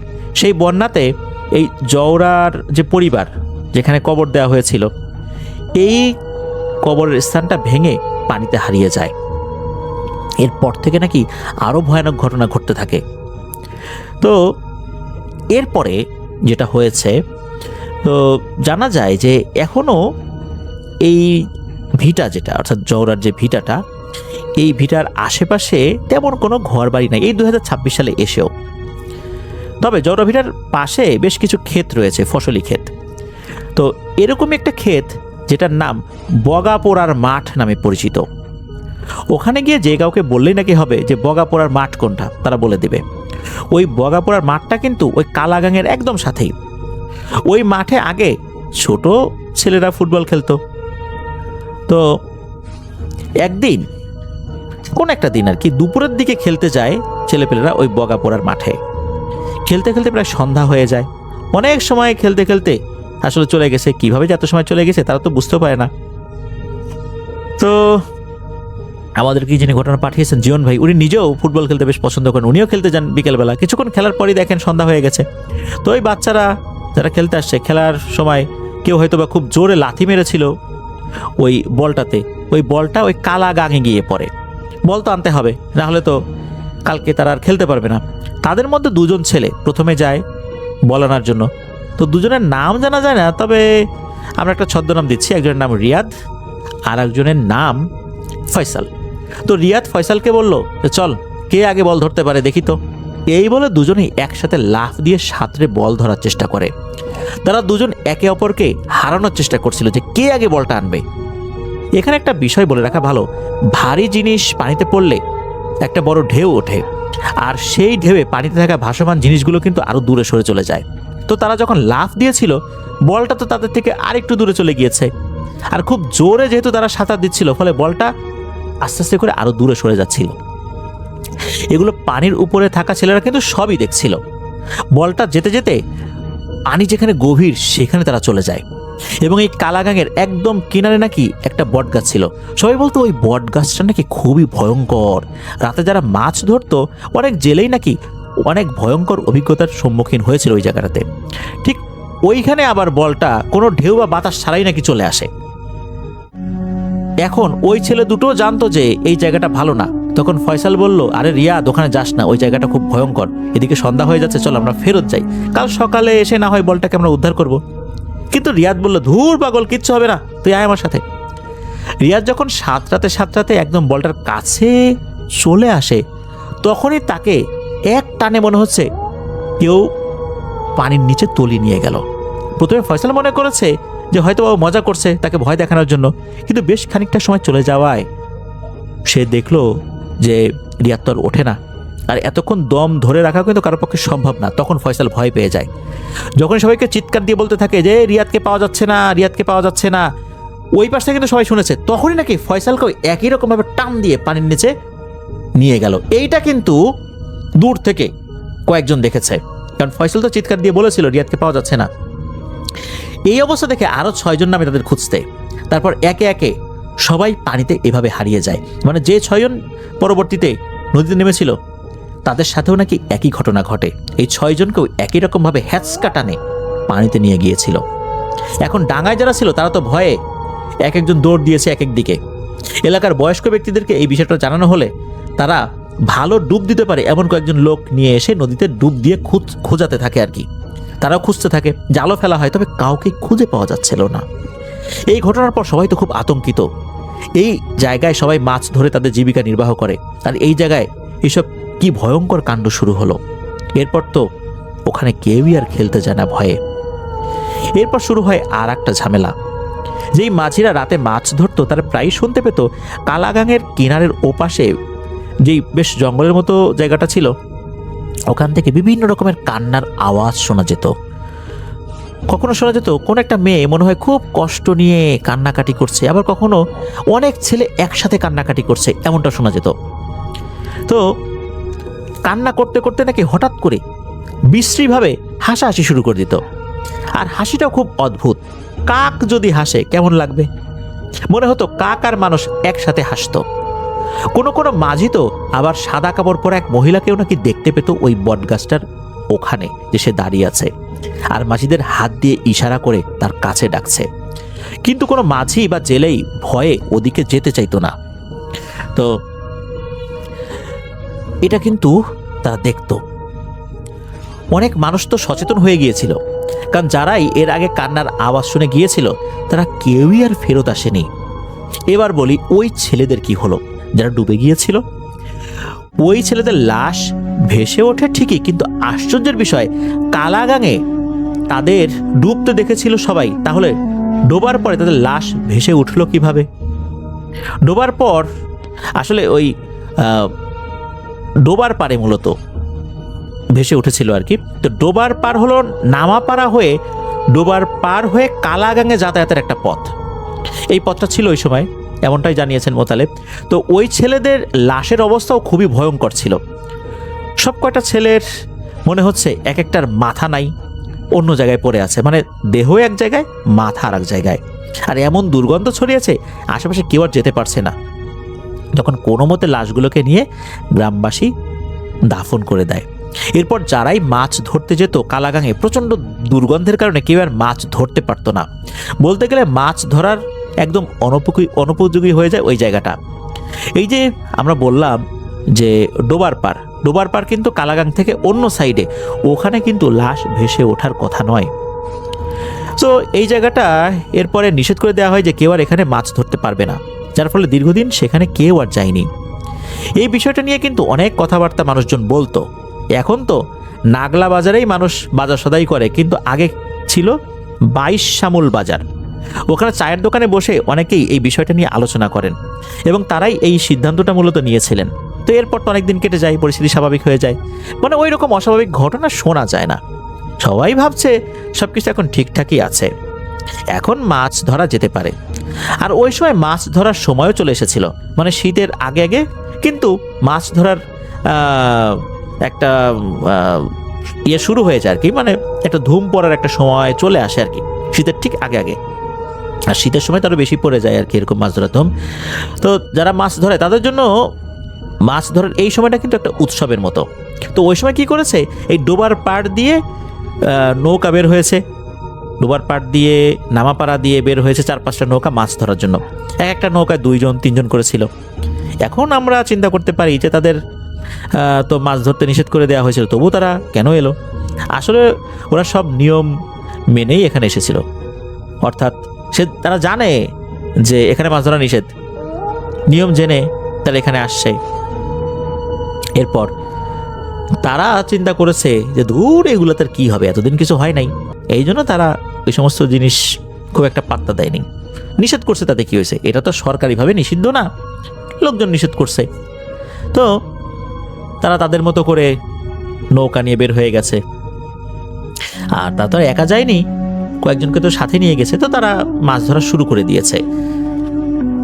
একজন জাল ফেলে, আরেকজন জাল তোলে, আরেকজন নৌকা চালায়, এইভাবে চলছে মাছ ধরা। যে নৌকা চালায় তাকে প্রথমে ধাক্কা লাগায় ওই পিশাচটা। তো ওই শয়তানের তো আর কেউ নাম জানে না, সবাই বলে ওইটা পিশাচ। তো এই যে ব্যাপারটা অদ্ভুত বিষয় হচ্ছে, ওই পিশাচটাকে নাকি অনেকে দেখতো। পিশাচটা বলতো এদিকে আয়, দেখ এদিকে বড় বড় মাছ আছে, এরকম নাকি ডাকতো। এখন ওই পিশাচটা তো তাদের ডাকে, অন্য দিক দিয়ে ডাকে, অন্যভাবে ডাকে। তো লোকজন তো বুঝতে পারে যে এটা আসলে এই পিশাচের কারসাজি। কিন্তু আরও একটা ব্যাপার হলো, সবাই কিন্তু পিশাচকে একই রূপে দেখতো না। কেউ পিশাচ রূপে দেখতো যারা একটু দোয়া কালাম পড়ে গেছে, কিন্তু অনেকেই দেখতো যে কোন একটা জেলে বা তাদের পরিচিত কেউ ডাকছে। তখন তারা কিন্তু কনফিউজড হয়ে যেত যে ওদিকে যাবো কি যাব না, গেলে যদি বিপদ হয়। বিশেষ করে কালাগাঙের দিকে ডাকতো আর কি। তখন নাকি একজন মাঝি, মানে যিনি নৌকা চালাচ্ছিল, সে বলে আরে চল, কিছু হবে না। আর আগের মতো এখন কি আর কিছু আছে নাকি রে, আমরা আছি 3 জন, কি হবে? তখন এদের একজন বলে যে আরে যাওয়াটা ঠিক হবে না। এরকম কথা বলতে বলতে তারা কিন্তু রওনা দিয়েছে ওই দিকে। এদিকে তারা ওই দিকটাতে গিয়ে যখন মাছ ধরতে শুরু করেছে, জাল ফেলেছে, তখন মনে হলো জাল নিচে আটকে গেছে। এটাও মনে হচ্ছে নিচে কোনো বড় মাছ ওই জালে আটকেছে, কিন্তু জালটা তোলা যাচ্ছে না। তো এরকম যখন তারা চিন্তা করছে, এর মধ্যে ঘটে আর একটা ঘটনা। ওই যে যিনি নৌকা চালাচ্ছিল, যে মাঝি, সে দেখতে পায় যে এই নৌকার উপরে থাকা অন্য যে দুজন আছে তারা অদৃশ্য কারোর সাথে কথা বলছে, আর নৌকাটা আস্তে আস্তে এই জওড়া ভিটার দিকে যাচ্ছে। সে কিন্তু তখনই বুঝতে পারে এখানে অশুভ কোনো কিছু ভর করেছে। সে দোয়া কালাম পড়তে থাকে, সে জিন ভূতে বিশ্বাস করে, যেহেতু সে কিন্তু এই বিষয়টা বুঝতে পেরেছিল। এদিকে হয় কি, নৌকাটা থামানো যাচ্ছে না, নৌকাটা একটা সময় পাড়ে চলে আসে, আর ওই দুইজন নেমে ওই জওড়া ভিটার দিকে হাঁটতে থাকে। হাঁটতে হাঁটতে ওরা জওড়া ভিটাই চলে যায়। ওদেরকে এমনভাবে মায়াজালে আবদ্ধ করে ওই পিশাচটা যে ওরা দুজন কিন্তু জওড়া ভিটায় চলে যায়। তো নিয়ে গিয়ে কি করলো, একটা আর একটার সাথে লড়াই লেগে গেছে, মানে দুজন একে অপরকে বেধড়ক মারছে, একে অপরের গলায় কামড় দিয়ে রক্ত বের করে খাচ্ছে, একে অপরকে ছুঁড়ে গাছের আগায় তুলে, মানে গাছের আগায় নিয়ে গিয়ে ছুঁড়ে তুলে ফেলছে আর কি, এরকম একটা অবস্থা। একজন আরেকজন রক্ত খেতে শুরু করেছে, শরীর মাংস খেতে শুরু করেছে, মানে একদম জম্বি অবস্থা, জম্বি মুভির মতো আর কি। মাংস খাওয়ার পরে আবার গাছের আগায় ওঠে, আবার নামে, কখনো বিড়াল হয়ে যায়। মানে মানুষ কিভাবে এরকম হয়ে যায়, অদ্ভুত একটা ব্যাপার। একটা পর্যায়ে দেখা গেল যে এরা এখন শান্ত হয়ে গেছে, ভিন্ন একটা অশরীরী এখানে চলে এসেছে। এই অশরীরী কখনো কাক হয়, কখনো শেয়াল হয়, শেয়াল হয়ে শরীরে ঠুকরে ঠুকরে মাংস খাচ্ছে এই দুইজনের। ওই যে যে জেলেটা, সে তো দূর থেকে এটা দেখছে, সে একটা শব্দও করে নাই। যদি শুধু শব্দ করতো তাহলে হয়তো বা সেও বিপদে পড়তো। তাকে কিন্তু প্রথমে নাকি ওই পিশাচটা দেখেনি, কিন্তু পিশাচটা এবার হয়তো বুঝতে পেরেছিল কেউ তাকে আড়াল থেকে দেখছে। তো এই যে যে ব্যাপারটা হচ্ছে, এটা কিন্তু ওই যে মাঝি, সে দেখছে, দীর্ঘ একটা সময় নিয়ে সে দেখছে, কিন্তু মনে হচ্ছিল সে ওখান থেকে নড়তেই পারছে না। হঠাৎ করে এই মাঝি ফিল করে যে কোনো একটা তার কাটা দিয়ে তার পিঠে কেউ আঘাত করছে। আমরা অনেকে তার কাটা দেখেছি, এই তার কাটা দিয়ে যদি কাউকে আঘাত করা হয় কি অবস্থা হবে। তো মাঝি ফিল করে তার কাটা দিয়ে কেউ তার পিঠে আঘাত করছে। তখন তো মাঝির শরীর একটু শক্তি ফেরত আসে, সে দ্রুত নৌকা বাইতে শুরু করে, কিন্তু তার নৌকা মনে হচ্ছে সামনের দিকে আর আগায় না, নৌকাটাকে কেউ পেছন থেকে টেনে ধরে রেখেছে। সে কি দোয়া দুরুদ পড়বে তার তো মনে কিছুই আসছে না, ভয়ে সে সব কিছু উল্টে পাল্টে ফেলছে। এমত অবস্থা সে অজ্ঞান হয়ে যায়। পরে বাকি যে জেলেরা ছিল তারা মাছ ধরা শেষে সবাইকে একসাথে নিয়ে ফিরবে, ওই সময় দেখে যে একটা নৌকা নাই, ওই নৌকায় তিনজন ছিল, তারা তো তাদেরকে খুঁজে পাওয়া যাচ্ছে না। তখন তারা একটু সামনে এগিয়ে দেখে যে একটা নৌকা ভাসছে, ওই নৌকার উপরে জেলে অজ্ঞান হয়ে আছে, আর বাকি দুইজনের কোনো দেখা নাই। তখন ওই নৌকা সমেত ওই জেলেকে নিয়ে আসা হয়। যখন তার জ্ঞান ফেরে তখন তিনি সব ঘটনা সবাইকে খুলে বলেন। তখন সবাই মিলে ওই জওড়া ভিটায় গিয়ে ওই দুজনের ক্ষত বিক্ষত লাশ যে পাবে এরকমটাই তো আশা করেছিল, কিন্তু না, তাদের ডেড বডিও কোথাও খুঁজে পাওয়া যায়নি। আর যে বেঁচে গিয়েছিল সেও একদিন রাতে নাকি জল বিয়োগ করার জন্য বাইরে বের হয়েছিল, কিন্তু অনেকক্ষণ হয়ে যাওয়ার পরও সে ঘরে আসছিল না। তখন তার স্ত্রী বাইরে বেরিয়ে দেখেন তার স্বামী মৃত অবস্থায় পড়ে আছে। সে কিভাবে মারা গেল, তার তো কোনো অসুখ বিসুখ ছিল না, আর সে তো বৃদ্ধও ছিল না। সবাই ধরে নেয় ওই পিশাচটাই তাকে হত্যা করেছিল। এবার আসি আর একটা ঘটনায়। তখন বন্যা চলে গেছে, খেতে মানুষজন ধান লাগাচ্ছে। তখন কিন্তু ধান চুরি হতো, মানে বন্যার কারণে তো ধান চাষ করা যায়নি, যার ফলে ভাতের সংকট ছিল। সব জায়গায় না, তবে ওখানে ছিল আর কি, যেহেতু ওখানে বন্যার প্রকোপটা একটু বেশি হয়েছিল। তো এক রাতের কথা, তখন খেতে পানি দিতে হবে। তখন কিন্তু এখনকার মতো আধুনিক সেচ পাম্প ছিল না, একটা ছোট পাম্পের মতো ছিল, যেটা একজনও অনায়াসে নিয়ে যেতে পারত। মানে একটু শক্ত সামর্থ্য লোক থাকলে অনায়াসেই এটাকে এক জায়গা থেকে আরেক জায়গায় নিয়ে যেতে পারত। এই পাম্পটা আসলে কেমন ছিল এটা জীবন ভাই নিজেও দেখেননি বলে জানিয়েছেন। তো এরকম একটা সেচ পাম্প, এক ব্যক্তি, সে তার 16-17 বছরের একটা ছেলেকে সাথে নিয়ে নিজ খেতে গিয়েছেন, মানে যেখানে উনি চাষবাস করবেন, পানি দেওয়ার জন্য। সাথে নাকি একটা দড়িও লাগতো, ওই মেশিনটাকে নাকি শক্ত করে ধরে রাখতে হতো এই জন্য। তো সেই ব্যক্তি আর তার ছেলে সব কিছু ঠিকঠাক করে খেতে পানি দিচ্ছিল। পানি দেওয়া শেষ করে ক্ষেতের যে আইল, এই আইলটা তো একবার ভালো করে পর্যবেক্ষণ করতে হবে যে কোথা থেকে পানিটা মানে অন্যদিকে যাবে বা কোন জমিতে যাবে, পানিটা ঠিকঠাক মতো যাচ্ছে কিনা, আইল ভেঙে গিয়ে পানি বের হয়ে যাচ্ছে কিনা, এগুলো তো খেয়াল রাখতে হবে। তখন সে তার ওই মেশিনটা তার ছেলেকে দিয়ে বলে যে তুই চলে যা, আমার আরও কিছু কাজ বাকি আছে, আমার একটু দেরি হবে। তো উনি যখন ক্ষেতের আইল দেখছিলেন যে কোথা থেকে পানি বেরিয়ে যাচ্ছে কিনা, এমন সময় উনি দেখতে পান তার ক্ষেতের ওপাশে একটি পরিবার দাঁড়িয়ে আছে, মানে একজন পুরুষ বা একজন মহিলা তা আর 4 জন লোক দাঁড়িয়ে আছে, দেখে মনে হচ্ছে তাদের সন্তান। এটা কিন্তু দূর থেকে ওই লোকের ছেলেও দেখতে পায় যে তার বাবা তখন ওখানে দাঁড়িয়ে থাকা ব্যক্তিদেরকে উদ্দেশ্য করে কিছু বলছে। তার বাবা ওই দাঁড়িয়ে থাকা ব্যক্তিকে উদ্দেশ্য করে বলতে থাকে, এই কারা আপনারা, এত রাতে আমার ক্ষেতের পাশে কি করেন? কিন্তু ওপাশ থেকে কোনো উত্তর আসে না। এখন উনি মনে করছেন এরা হয়তো বা ধান চোর। তিনি তো খুবই গালিগালাজ করে চিৎকার চেঁচামেচি করতে থাকেন। তখন নাকি ওই দাঁড়িয়ে থাকা ছায়াগুলো উল্টো পথে হাঁটতে শুরু করে। ক্ষেতের মালিকও তাদের পিছন পিছন ধাওয়া করতে থাকেন। এদিকে তার ছেলে তো বাড়িতে চলে আসে, রাত 1টা বেজে যায়, তার বাবার বাড়িতে ফেরত আসে না। তার মা বলে, কি রে তোর বাবার তো দেরি হচ্ছে কেন? ছেলে বলে, এমনটা তো আর কথা না। তারা ওই রাতে ওখানে না গিয়ে পরদিন সকালবেলা গিয়ে দেখে তার বাবার লাশ এই জওড়া ভিটার একটা গাছের সাথে দড়ি দিয়ে ঝুলানো। এটা কিভাবে সম্ভব? আর একটা ভয়ঙ্কর ব্যাপার, তার বাবার ডান পায়ের হাঁটু থেকে নিচ পর্যন্ত খাওয়া, মানে নেই, কেউ খেয়ে ফেলেছে। আর শরীরটা ফ্যাকাশে হয়ে গেছে, মনে হচ্ছে শরীরে কোনো রক্তই নেই, একদম শুকিয়ে গিয়েছে। দেরি না করে তাড়াতাড়ি ওখান থেকে নামিয়ে গোসল দিয়ে দাফন করিয়ে তার এই সৎকার পর্ব শেষ করা হয়। মাঠখোলা নামক একটা জায়গায় তাকে কবর দেওয়া হয়েছিল, যেই জায়গাটা ওই ব্যক্তির বাড়ির কাছে ছিল। তো এমন সমস্ত ঘটনার পর মানুষ পুরোপুরি জওড়া ভিটার আশেপাশে যাওয়াই বন্ধ করে দেয়। এর বেশ কিছুদিন পর ঘটে আর একটা ঘটনা। আমরা তো জানি যে গ্রামের বাচ্চা কাচ্চারা খুবই চঞ্চল এবং দুষ্টু প্রকৃতির হয়ে থাকে, তারা সব জায়গায় দৌড়ঝাঁপ করে থাকে। সন্ধ্যা রাত এমনকি যে কোনো সময় তারা আসলে খেলাধুলা কথা মাথায় আসলেই তারা সেখানে চলে যাবে। এরকমই মাগরিবের কিছুটা আগে কিছু ছেলেপেলে খেলাধুলা করছিল, মাঠ খোলার এই দিকে আর কি আসছিল খেলার জন্য। তো একটা ছেলে ভুল করে ওই ক্ষেতের মালিকের কবরে পা দিয়ে ফেলে, আর সাথে সাথে তার পা নাকি হাঁটু থেকে বাদ হয়ে যায়।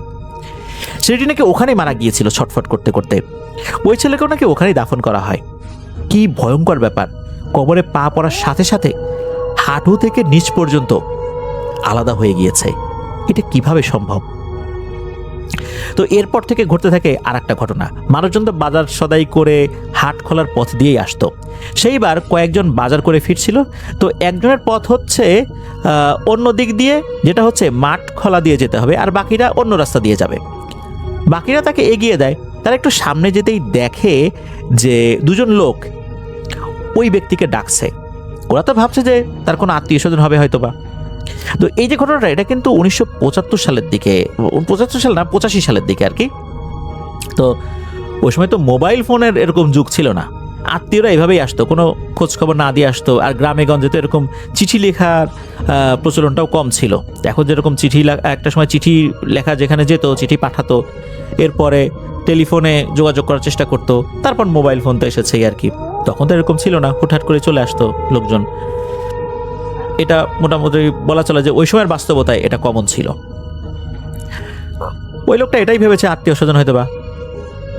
তখন উনি ওইদিকে এগিয়ে গিয়েছে, আর এই যে যেই লোকজন তাকে একটা দূরত্ব পর্যন্ত এগিয়ে দিয়েছিল, তারাও কিন্তু দেখেছিল 2 জন লোক ওই ব্যক্তিকে ডাকছে, তার নাম ধরে ডাকছে।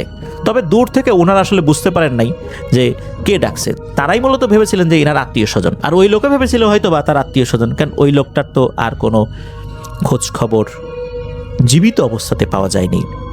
হ্যাঁ, তাকে পাওয়া গিয়েছিল পরদিন, তাকেও একই অবস্থায়, পায়ের হাঁটু পর্যন্ত খাওয়া, মৃত অবস্থায় রাস্তার পাশে। এসব কেন হচ্ছিল, কিভাবে হচ্ছিল, কেউ জানতে পারছিল না। তবে জানতে পারে একজন হুজুরের মাধ্যমে। ওই হুজুর বিভিন্ন বাড়ি বাড়ি গিয়ে লজিং খেত, এরকমই এক রাতে সে লজিং খাওয়ার উদ্দেশ্যে বের হয়ে যায়।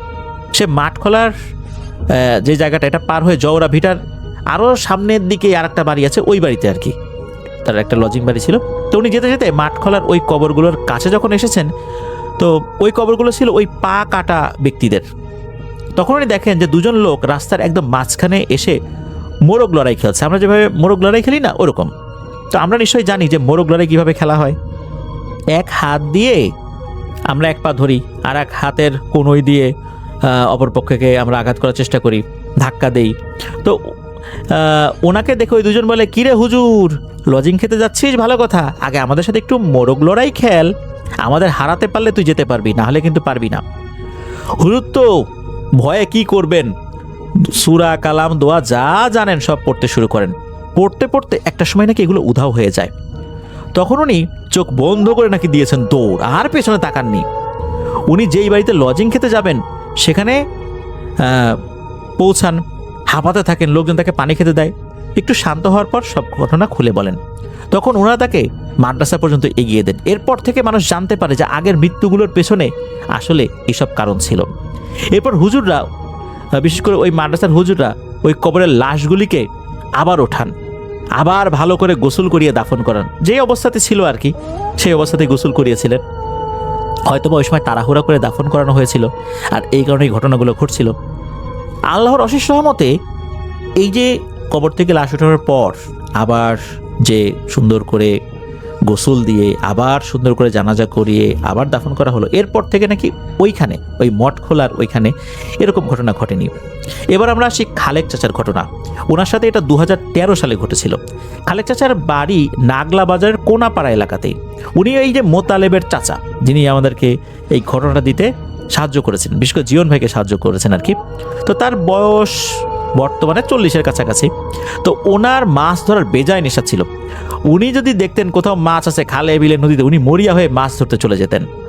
ওনার সাথে আরও একজন লোক থাকতো, সেও মাছ ধরতে বেশ পটু, তাই তাদের জুটিও বেশ হয়েছে। এমনই শীতের সময় সেও তার সাথের লোককে আগে থেকেই বলে দেয় যে কালকে মাছ ধরতে যেতে হবে, জওরা ভিটার পাশে যে বড় বিলটা রয়েছে ওখানে যাব। তাদের কথা ছিল ভোর হওয়ার আগেই মাছ ধরতে যেতে হবে। সেই অনুযায়ী ওই লোক বলে, ঠিক আছে, কালকে আমি তোমাকে ডাক দিয়ে নিয়ে যাব। তো উনি ঘুমিয়ে গেছেন।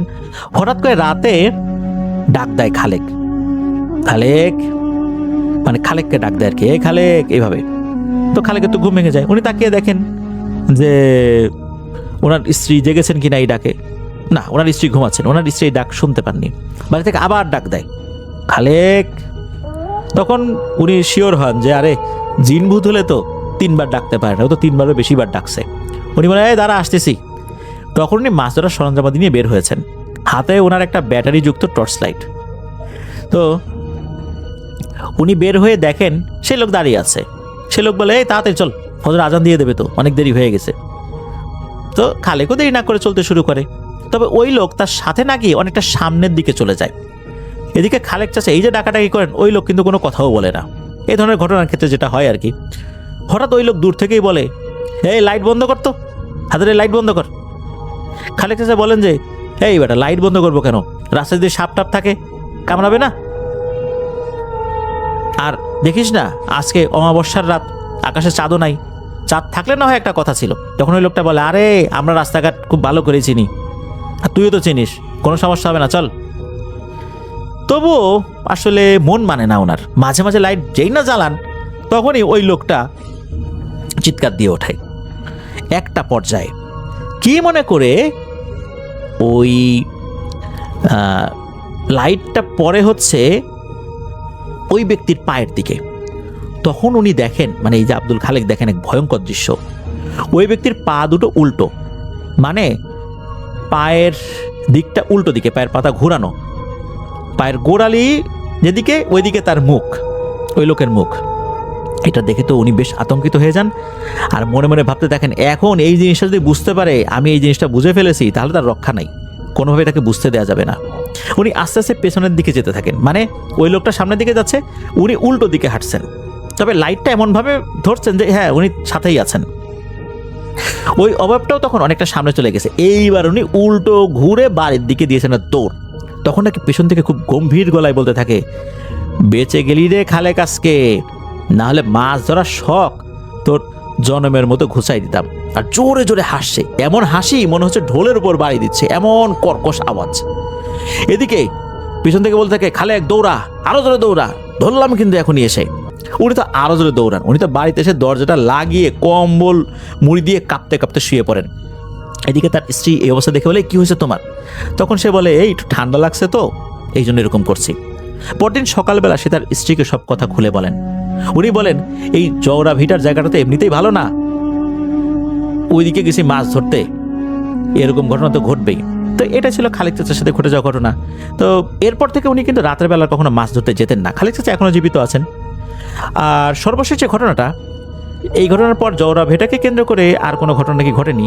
এই ঘটনাটা 2016 সালের কোনাপাড়া ডান দিকের বেশ একটু সামনে একটা মসজিদ রয়েছে। এটা মসজিদ না মাদ্রাসা এটা অবশ্য ভালো করে বলা মুশকিল। এটা হয়তো বা মসজিদ হতে পারে, মাদ্রাসা হতে পারে।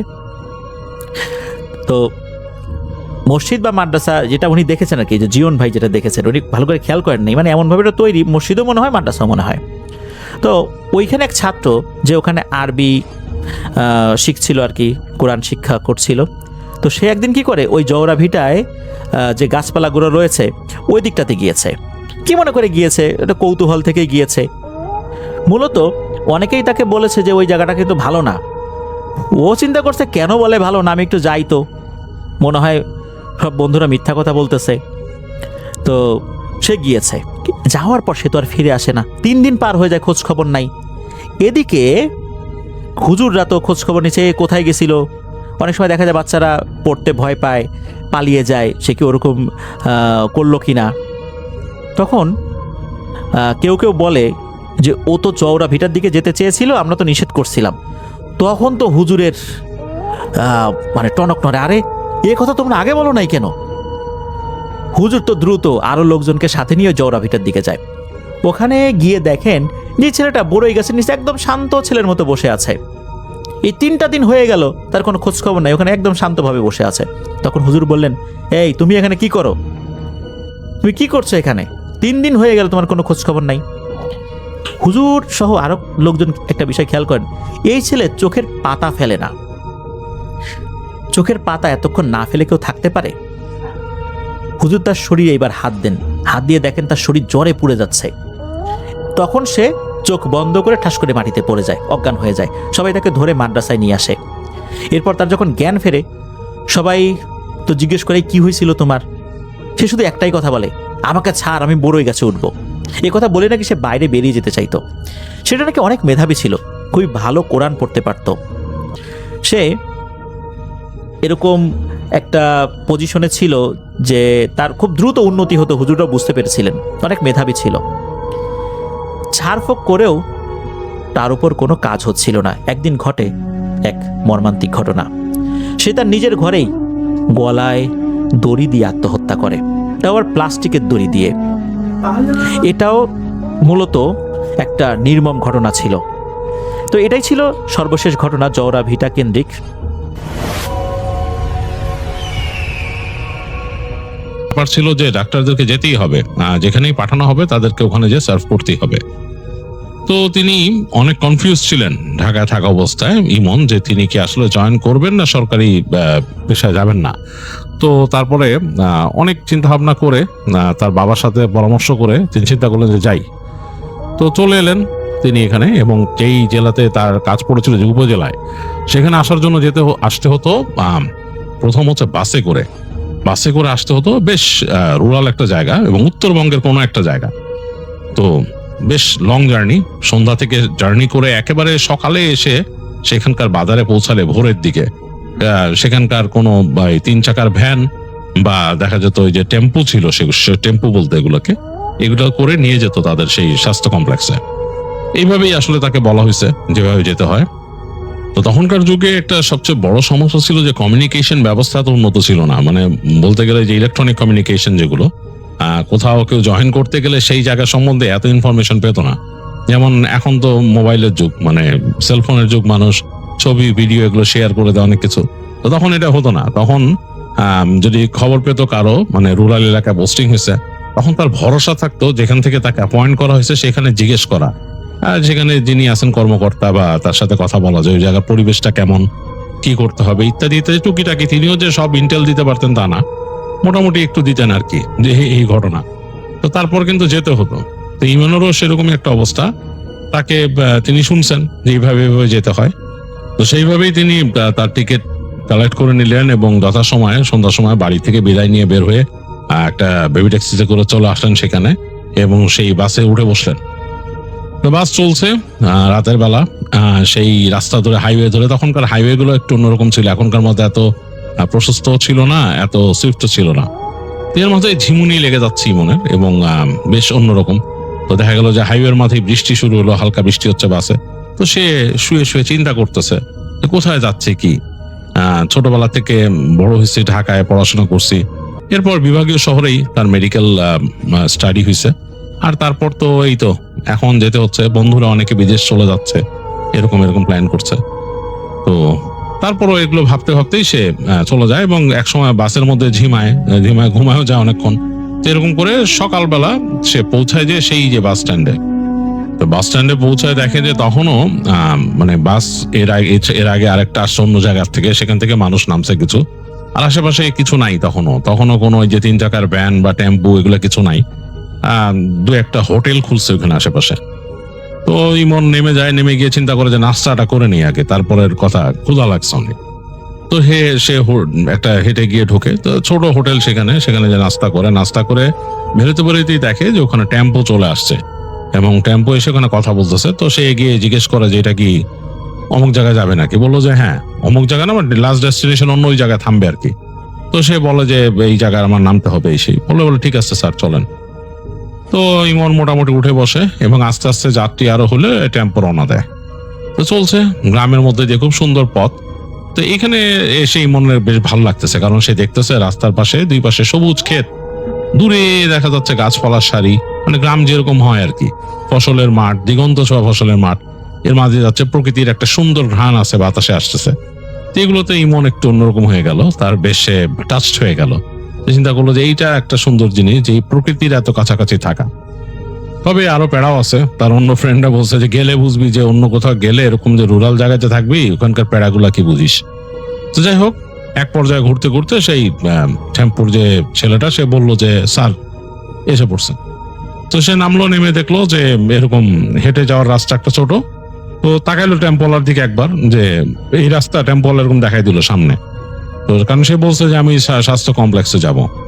তো সে হাঁটা ধরলো ওই চিকন রাস্তা ধরে, একটা চিকন রাস্তা, তার পাশে দেখলো যে পুকুর, বেশ বড় পুরনো পুকুর, এবং পুকুরের পাশে বেশ কয়েকটা পুরনো বাড়ি, এগুলো অনেক পুরনো, এবং তার পাশ দিয়ে সে হেঁটে হেঁটে যাচ্ছে। মানে ওইটা আবার দালান বাড়ি আর কি, বেশ পুরনো দালান বাড়ি, বেশ পুরনো। এবং এই একটা পুকুর শেষ হওয়ার পর সে দেখলো যে বেশ এরকম একটা রাস্তা, রাস্তার পাশে আবার একটা পুকুর এবং দুই পাশে গাছ, অনেক লম্বা লম্বা নারকেল গাছ। যাই হোক, হাঁটতে হাঁটতে সামনে চলে আসলো, এসে দেখতেছে যে ডান দিকে গেলেই একটা ছোট্ট বিল্ডিং আর কি, এরকম হেঁটে। তো ওখানে লেখা আছে যে অমুক উপজেলা স্বাস্থ্য কমপ্লেক্স। তো বুঝলো যে হ্যাঁ এটাই তো। তো হেঁটে হেঁটে সে গেল, ওখানে গিয়ে সামনে যে লোক ছিল তাকে বললো যে আমি এখানে জয়েন করতে আসছি, আমি নতুন ডাক্তার। তো তার সালাম দিল, সালাম দিয়ে ভিতরে নিয়ে গেল, নিয়ে বসাইলো, স্যার বসেন, এখনো তো আসে নাই, মানে তাদের যে বড় যেখানে এখানকার ইনচার্জ যে উনি আসেন না আর কি, বড় ডাক্তার যিনি। তো বললো স্যার বসেন, আর চা দিতে বললো, ওই লোকটা দৌড়ে যা বললো চা দিতে। তো আরেকজন আসলে এসে তাকে সালাম টালাম দিল, দিয়ে ওখান থেকে বললো যে স্যার বসেন, কি খাইছেন, খাওয়া দাওয়া করছেন নাকি। তেমন বললো যে হ্যাঁ আমি বাস থেকে নেমেই নাস্তা করছি, কিছু লাগবে না, অসুবিধা নাই। লোকটা বললো স্যার বসেন, তারপরও কিছু একটা ব্যবস্থা করতেছি। তেমন বসে আছে কিছুক্ষণ, ওখানে নিউজ পেপার আছে, ওখানে নিউজ পেপার আসে নিয়মিত। তো নিউজ পেপার দেখে সে চোখ বুলাচ্ছে। তো এই সময় একটু পরেই দেখলো যে ওই লোকটা তার জন্য চায়ের কাপ আর সাথে একটা ট্রের মধ্যে চায়ের কাপের সাথে 2টা সিঙ্গাড়া নিয়ে আসছে। বেশ ধোঁয়া ওঠা চা, খুব সুন্দর ঘ্রাণ আসতেছে চায়ের। তিমন বুঝলো যে এটা গরুর দুধের চা। তা খেলো এবং দেখলো যে সিঙ্গাড়া যেটা, এটা কামড় দিয়ে বুঝলো যে আলুর টেস্ট একটু ডিফারেন্ট, মানে একটু ডিফারেন্ট ভাবে বানানো, শহরের গতানুগতিক যে সিঙ্গাড়া হয় সেরকম না। ভালো লাগলো মনে কাছে। এই চা সিঙ্গাড়া খেতে খেতেই দেখলো যে ওখানকার যে ইনচার্জ ছিলেন ডাক্তার সাহেব, উনি চলে আসছেন। তো উনি এসে ঢুকেই ইমনকে দেখতেছে যে বসা এরকমই, দেখে এসে বুঝতে পারছে। তিনি বলেন যে আপনি মনে হয় ইমন। তো বললো যে হ্যাঁ, মানে আপনার কথা বলছে আমাকে যে আজকে আসার কথা, আসেন আমার রুমে আসেন। বসে তাকে নিয়ে গেল রুমে। তো তো বসলো, বসে বললো যে আমি জানি না আপনার কেমন লাগবে, নতুন আসছেন এখানে, আমি শুনছি আপনি নাকি ঢাকাতেই ছিলেন, ওখানকারই মানুষ। তো এখানে কিন্তু আমি নিজেও ঢাকার লোক, কিন্তু আমার জীবন কাটতেছে এখন এখানে ঘুরে ঘুরে। তো কেমন লাগবে দেখেন কি অবস্থা, বসেন, একটু গল্প গুজব করি। তারপর আপনি একটু টায়ার্ড মনে হয়, রাতে জার্নি করছেন, আপনার জন্য হচ্ছে উপরে ডর্ম আছে, ওই ডর্মের ব্যবস্থা করা হয়েছে। আর ডর্ম হচ্ছে 3 তলায়। এই 3 তলায় আমাদের এই যে পুরো লম্বাটে দেখছেন, এই বিল্ডিংটা কিন্তু লম্বাটে। তো ইমন এমনি খেয়াল করতেছে, সে এত ভালো খেয়াল করে নাই। তো সেই ইনচার্জ সাহেব বলতেছে যে এখানে 5টা কামরা আছে ওই উপরে 3 তলায়, 5টা কামরাই কিন্তু ডর্ম। তো তার মাঝে আমাদের 3 জন তো সবসময় থাকে এখানে, একজন ইনচার্জ সহ 2 জন মেডিকেল অফিসার। তো তাদের থাকার ব্যবস্থা ওখানে থাকে, আর বাকি 2টা রুম থাকে যদি কখনো আমাদের কোনো বিশেষ ব্যক্তিবর্গ আসে ওখানে থাকার জন্য, তাদের থাকতে দেওয়ার জন্য। কিন্তু দুঃখের বিষয় এখানে এখন কেউই নাই, কারণ আমি এখানে আসার পরই আমার পরিবার নিয়ে আসছি। তো পরিবার নিয়ে আমি বাসা নিছি কাছাকাছি।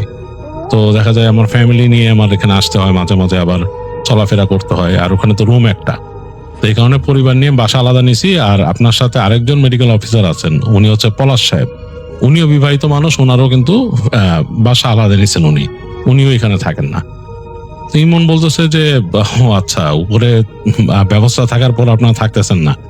বলে যে না, আমরা এখানে থাকতেছি না, তো এর জন্য আপনার জন্য একটু সমস্যা হবে, একা একা পুরা ওই 3 তলায় পুরো একা থাকতে হবে আপনাকে। হ্যাঁ, আশা করি আপনি পারবেন। তো ইমন একটু হেসে বললো যে হ্যাঁ, সমস্যা হবে না। তো লোকটা বললো যাক, আপনাকে এখন আর বিরক্ত না করি, আজকে তো আর কোনো কাজ নাই, আজকে চলে যান, আপনি যে আপনার সবকিছু গোছান, এগুলো আর দেখা হবে না, আপনার কাজ শেষ হলে নেবেন, কথা বলবো না। আর বাসা খুব দূরে না, কোনো দরকার হলে পিয়নকে বললেই সে খবর দিয়ে দিবে আমাকে। হ্যাঁ, আপনিও চলে যেতে পারেন আমার বাসায়, বসে চা খেতে পারেন, কোনো অসুবিধা নেই। তো ইমন বললো না না, অসুবিধা নেই, তাহলে আমি আসি, উপরে যাই। বলে আচ্ছা। ইমন সুন্দর তার মতো জিনিসপত্র নিয়ে সে উঠে গেল 3 তলায়। তাকে ওই পিয়ন তার লাগেজ টেনে নিচ্ছে, যে লাগেজটা নিয়ে আসছিল ওটা নিয়ে যাচ্ছে। তো পিয়ন তার সাথে গল্প করতেছে, স্যার এইখানে এই মানে এই নিচতলায় হচ্ছে এরকম ইমার্জেন্সি, এই জায়গায় হলো ওয়ার্ড, এরকম ভাবে বলতেছে। তো বলে যে, আবার বলে যে এগুলার কাজ নাই, মানুষজন আসেও না, খুব কম, ওই আসে প্রতিদিন রোগী দেখায় নিয়ে যায়, ভর্তিও হয় না, মানুষ ভর্তিও থাকতে চায় না। তো ইমন জিজ্ঞেস করছে কেন থাকতে চায় না? কে থাকবে, গ্রামের মানুষ, বা এদের ইচ্ছা নাই, এরা হাসপাতালে ভর্তি হতে চায় না, চায় প্রতিদিন ওষুধ নিয়ে চলে যাবে। আমাদের এখানে যে ওষুধের ডিসপেন্সারি যে এখানে আছে, এখানেও ওষুধ খুব একটা থাকে না, ওষুধের দেখা যায় শর্টেজ পড়ে যায়। তো এরা দেখা যায় যে ওষুধ আনতে চলে যায় অন্য জায়গায়। তো এই কারণে কেউ আর এখানে খুব একটা থাকে না, নিতান্ত বিপদ আপদ হইলে এখানে থাকে। বলে ও আচ্ছা আচ্ছা। তো ইমন বলতেছে যে তাহলে আর এমনি সব ব্যবস্থা আছে?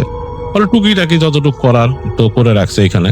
এই জেনারেটর একটা নষ্ট হয়েছে, এটা এখন ঠিক হয় না, মানে মানে কঠিন অবস্থা স্যার, বুঝেন তো কি, আর কারেন্টও খুব একটা থাকে না।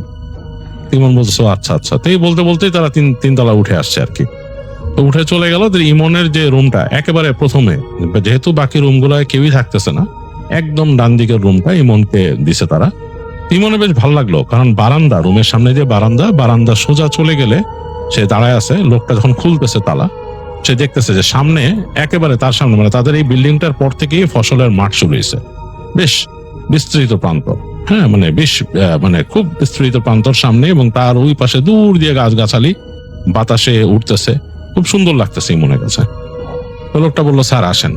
তো ইমন ঢুকলো লোকটার পিছনে, দেখলো যে মানে ঘরটা খুব সুন্দর, মানে এত সুন্দর দেওয়া, পর্দা দেওয়া, এবং খুব সুন্দর করে রাখা, মানে মানে খুব গোছানো, বিছানাটাও গোছানো, এবং মানে মজা হচ্ছে ফ্রেশ, তারা এটা যত্ন নিচ্ছে। ইমন লোকটাকে বললো আচ্ছা আচ্ছা, ধন্যবাদ, থ্যাংক ইউ। তো বলছে স্যার আপনি এখন রিল্যাক্স করেন, খাওয়া দাওয়ার দরকার হলে আপনি এখান থেকে, এই যে একটা সুইচ দেখাই দিল, বলে এটা চাপ দিয়ে আমাদের নিচে এটার বেল আছে, এটার শব্দ বাজলেই উঠে আসবো আমি, আর আমি যখন থাকবো না তখন সন্ধ্যার পর আরেকজন থাকবে। তো ইমন বললো আচ্ছা ঠিক আছে, কোনো অসুবিধা নাই, আমি যদি দুপুরবেলা আমার যখন খাবার দাবারের দরকার হবে আমি বলবো না। আর খাবারের ব্যবস্থাটা কি কই থেকে ম্যানেজ করবেন জিজ্ঞেস করতেছে। বলে স্যার এখানে আছে তো, রান্না হয়, আমাদের এখানে রান্না করি, যে সারলেও দেওয়া হয়তো, দুপুরবেলা উনি তো থাকে, আবার দেখা যাচ্ছে রাত্রেবেলা আপনি যদি বলেন আপনার জন্য ব্যবস্থা করে দিব, এটা কোনো সমস্যা নাই স্যার, আজকে তো কোনো চিন্তাই করবেন না, আজকের টাইমনি হবে। ইমন বললো যে আচ্ছা আচ্ছা, অসুবিধা নাই। বলে যে বিল স্যার এগুলো তো ব্যাপার না, এটা পরে স্যার বললে এটা বিল আমরা করে দিব আপনারে। ইমন বললো যে আচ্ছা আচ্ছা অসুবিধা নেই, তাহলে ঠিক আছে আমি দুপুরের পরে আবার নক করবো না, খিদা লাগলে তখন। বলে আচ্ছা স্যার আজকে যা আছে সেগুলোই নিয়ে আসবো না আপনার জন্য, তরকারি টরকারি। বলে আচ্ছা আচ্ছা। তো ইমন তাড়াতাড়ি চাচ্ছে যে লোকটা চলে যাক। তো লোকটা চলে গেল। ইমন তাকে নামও জিজ্ঞেস করে নাই তার। তো সে তাড়াতাড়ি তার মতো ফ্রেশ হলো, ফ্রেশ হয়ে কিন্তু তার কাছে জানলাটা খুলে দিয়ে বেশ ভালো লাগতেছে। জানলা দিয়ে সুন্দর দেখা যাচ্ছে বাইরের পরিবেশ, খুব সুন্দর গ্রামের একদম, এবং দেখা যাচ্ছে পাখি ডাকতেছে, পাখির ডাক আসতেছে। তো সে ফ্রেশ হয়ে, বাসে তো অনেক টায়ার্ড ছিল, গোসল টোসল করে সে ঘুমায় গেল। ঘুম থেকে উঠছে একদম বিকেল, তখন মানে বেলা পড়ে গেছে, মানে একবারে সূর্যাস্ত হবে এরকম অবস্থা। উঠে দেখতেছে ঘরের মধ্যে অন্ধকার অন্ধকার। সে বাতি জ্বাললো, বাতি জ্বেলে ওই যে বেলের সুইচটা দেখলো, এটা সে চাপ দিল, 2-3 বার করে চাপ দিল।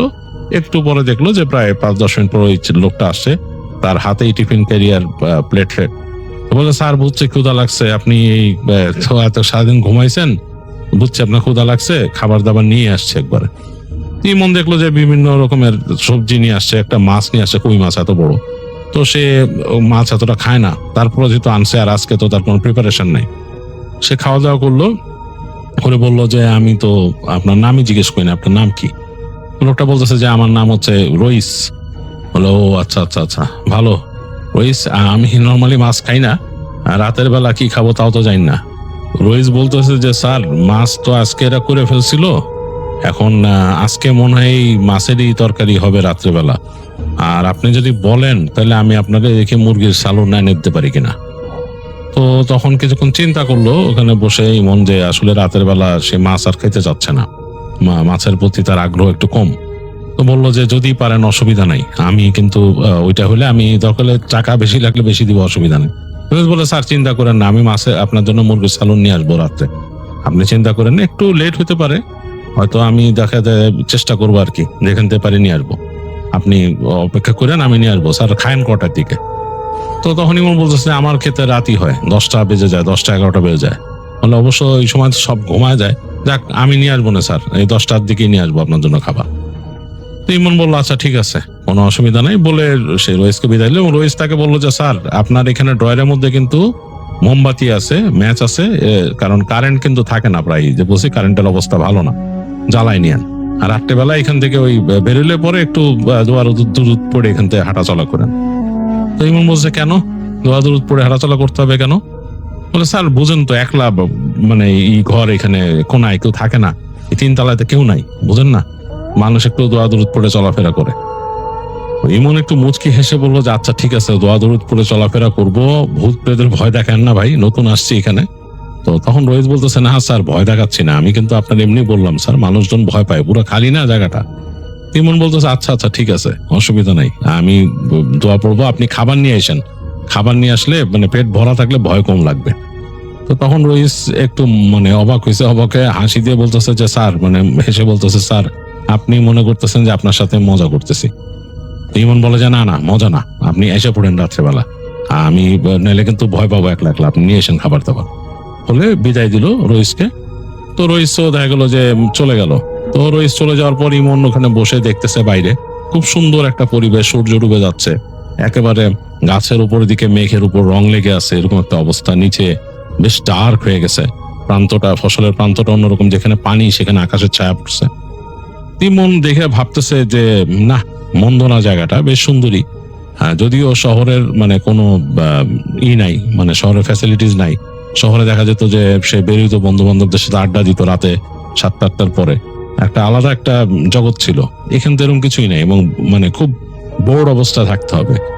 আর এখানে দেখা যাচ্ছে যে তার যে ডর্মের রুম সেটার মধ্যেও টেলিভিশনও নাই, টেলিভিশন একটা দেখছিল সে সেই নিচে, তাদের যে ওই যে অফিস রুমের মতো ওখানে টেলিভিশন ছিল, কিন্তু ওটা চলতেছিল না তখন। এখন রাতের বেলা ওখানে নেমে কিছু টিভি দেখবে, এমনি তো টিভি দেখতো না, সন্ধ্যার পরে কিছুই থাকতো না টিভিতে, রাত 9টার সময় দেখা যেত যে কোনো প্রোগ্রাম হলে হইতো।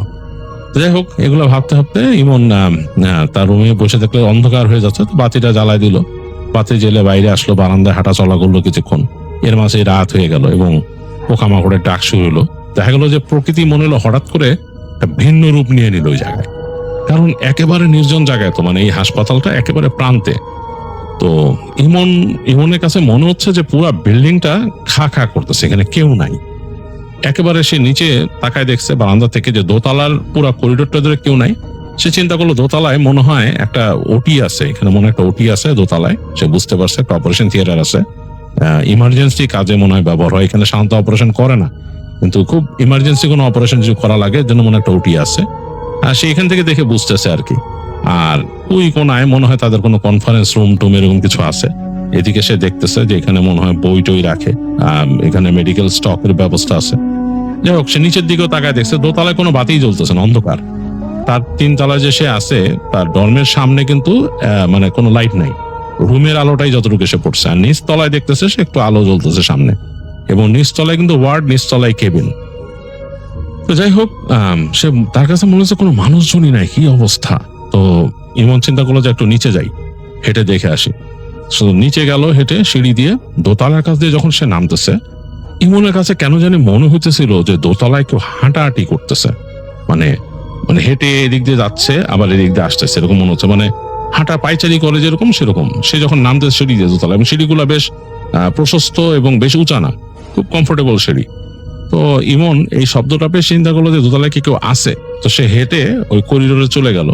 করিডোরে যে ডানে তাকালো, কেউ নাই, পুরা ফাঁকা, খাখা করতেছে। এবং অন্ধকারে কি ওই যে সামনে আকাশের আলো যতটুকু পড়ছে এতটুকু যত দেখা যাচ্ছে ব্যালকনি।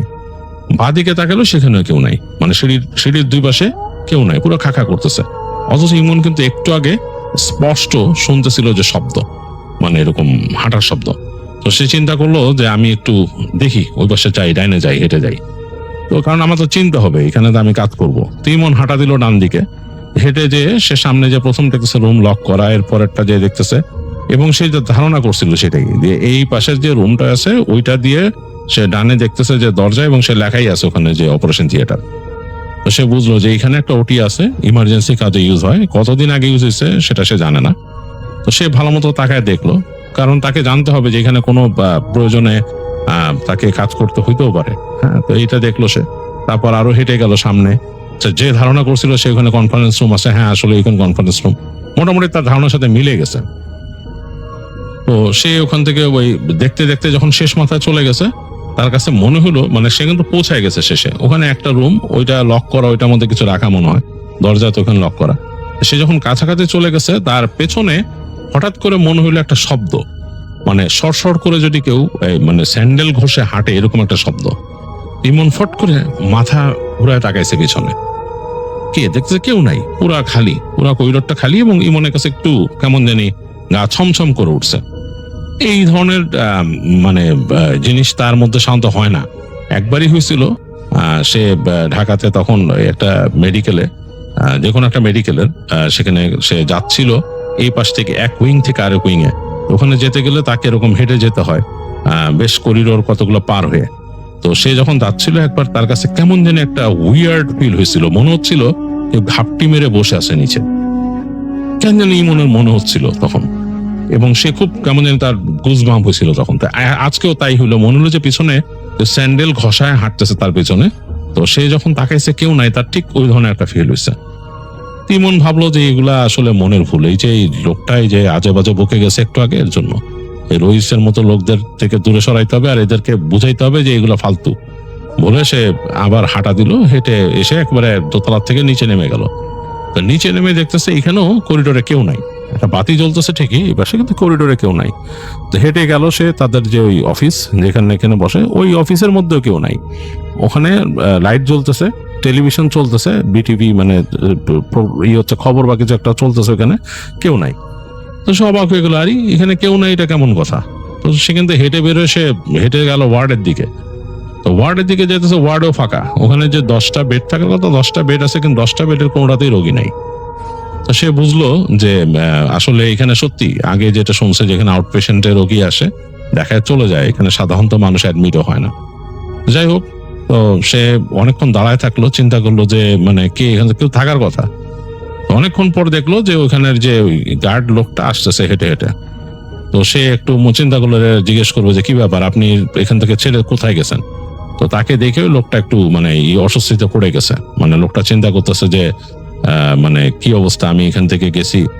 তো সে জিজ্ঞেস করলো, আপনি কোথায় গেছিলেন, এখানে কেউ নাই, কি ব্যাপার, আপনার নাম জানি কি? তখন বলছে আমার নাম হাবিব মিয়া।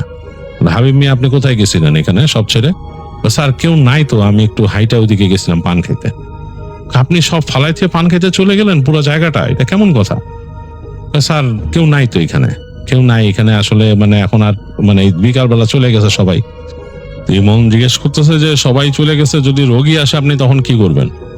রোগী স্যার এরকম আহে না, আর যদি আসেই মানে আমার সামনে যদি পড়ে রোগী, তাহলে আমি সাথে সাথে রোগীদের এখানে রাইখে আপনারা ডাক দেবো উপরে, যে কইছে যে 3 তলায় ডাক্তার সাহেব আছে, ডাক দেবো। এইটাই তো স্যার নিয়ম, মানে উপরে থাকলে যে থাকবে রে ডাকুন। এইরকমই করেন আপনারা? বলে হ্যাঁ। আমার আগে কে ছিল এনে? বলে ছিল আরেক ডাক্তার সাহেব ছিল, উনি তো গেছে। তো ইমন আর কোনো কথা বাড়াইলো না, চিন্তা করলো যে এগুলো নিয়ে কথা বলতে হবে, যিনি ইনচার্জ আছে তার সাথে, যে ব্যবস্থাটা একটু ঠিক করতে হবে। এরকম মিনিমাম 1-2 মানুষ এখানে স্ট্যান্ড বাই থাকতে হবে, তাহলে কেমনে কি? তিনি আছেন ঠিক আছে, আর এখানে তিনি শুনেই আসছেন যে তার জব হচ্ছে এরকম যে তাকে মাসের মধ্যে 3 সপ্তাহ কাজ করতে হবে, 1 সপ্তাহের জন্য তিনি ছুটি পাবেন। ওই 1 সপ্তাহে অল্টারনেট আরেকজন ডাক্তার এসে এখানে তার জায়গাটা ফিল আউট করবেন। এটাই নিয়ম আর কি, অন্য পাশের কোন উপজেলা থেকে বাজার থেকে এসে একজন ফিল আউট করবেন, এটাই নিয়ম। তো চিন্তা করলো যে 3 সপ্তাহ এরকম অবস্থায় থাকা তো বেশ কঠিন হয়ে যাবে। এই ভাবতে ভাবতে ইমন যখন নাকি উঠতেছে উপরে, তখনই শব্দ বললো, আকাশে গ্রুম গ্রুম শব্দ, এবং বেশ বৃষ্টি শুরু হলো। আবহাওয়াটা একটু গুমোট হয়ে গেছিল, তিনি হাঁটতে হাঁটতেই বুঝছিলেন। তখনই মানে গুড় গুড় করে শব্দ করেই ঝুম বৃষ্টি নামলো, চারিপাশে বড় বড় ফোঁটা, বুঝতে পারলেন একটা মানে মাটির যে একটা ঘ্রাণ সেটা চলে আসলো নাকে। যাক, ভালোই লাগলো মনে গেছে, এবং সে উঠে গেল উপরে। উঠে গিয়ে সে চিন্তা করলো যে রুমে বসি আর কি করার। 3 তলায় উঠতে উঠতেই তিনি দেখলেন যে পুরা, মানে তিনি তো লাইট জ্বালা আসছিলেন তার রুমে, সেটার আলো বেরোয়ছিল, দেখলো যে পুরা অন্ধকার হয়ে গেল এখানে। এবং দূরে তাদের এখান থেকে দূরে দেখা যেত কয়েকটা লাইট, তো সেগুলো সব অন্ধকার, মানে ইলেকট্রিসিটি চলে গেল। ইমন দেখতেছে যে একদম আকাশের মধ্যে বিজলি চমকাচ্ছে, মেঘের ফাঁকে দেখা যাচ্ছে বাতাস আসতেছে, বাতাসের সাথে হ্যাঁচলা আসতেছে, বৃষ্টির হ্যাঁচলা, মানে ছাঁট গুলা চলে আসতেছে গায়ে, লাগতেছে ঠান্ডা ঠান্ডা। তো ভালোই লাগতেছে, কিন্তু চিন্তা করলো যে আমি বারান্দায় দাঁড়ায় থাকলে তো ভিজে যাব। রুমে ঢুকলো, রুমে ঢুকে সে দরজাটা লাগানোর আগে যেখানে বলছিল মোম আছে, ওখানে মোম জ্বালায় দিল। মোম জ্বালায় বসে আছে, জানলাটা খুলে দিছে, মোমের আলো হালকা। ওখান থেকে সে দেখতেছে জানলার ওখান থেকে বেশ বাতাস আসতেছে, মানে যে কোনো সময় মোমও নিভে যাবে ওই বাতাসে। এর মাঝেই তার দরজা দিয়ে দমকা বাতাস আসলো, মানে হ্যাচলা সহ পুরো, মানে বেশ পর্দা উঠে গেল, এবং সেই বাতাসে তার মোমটাও নিভে গেল। মন চিন্তা করলো যে না, দরজা লাগাই দিতে হবে। এই মানে আসলে খোলা প্রান্তর দিয়ে অনেক জোরে বাতাস আসে, তো সে দরজাটা লাগাই দিল। দরজা লাগাই দেওয়ার পর একটু কোয়াইট হয়ে গেছে, ওদিক দিয়ে বাতাস এত জোরে ঢুকতেছে না। তো সে জানলার দিকে তাকায় এসে বসে আছে, কিছু করার নাই। তো এই অবস্থায় সে ঘুমায় গেল, আসলে মানে ওরকম বসে থাকতে থাকতে একসময় ঘুমায় গেছে। কতক্ষণ ঘুমাইছে বলতে পারবে না ইমন। হঠাৎ করে তার মানে ঘুম ভাঙলো দরজায় নখের শব্দে, মনে হলো যে ঠক ঠক ঠক ঠক করে নখ হচ্ছে দরজায়। তো ইমন তাকাইছে, তাকে ঘুম থেকে মানে অল অফ এ সাডেন ঘুম থেকে উঠছে, মানে লাফ দিয়ে উঠছে ঘুম থেকে। উঠে সে ঠক ঠক ঠক ঠক ঠক ঠক শব্দ হচ্ছে দরজায়, কে নক করতে যায়। সে বললো কে?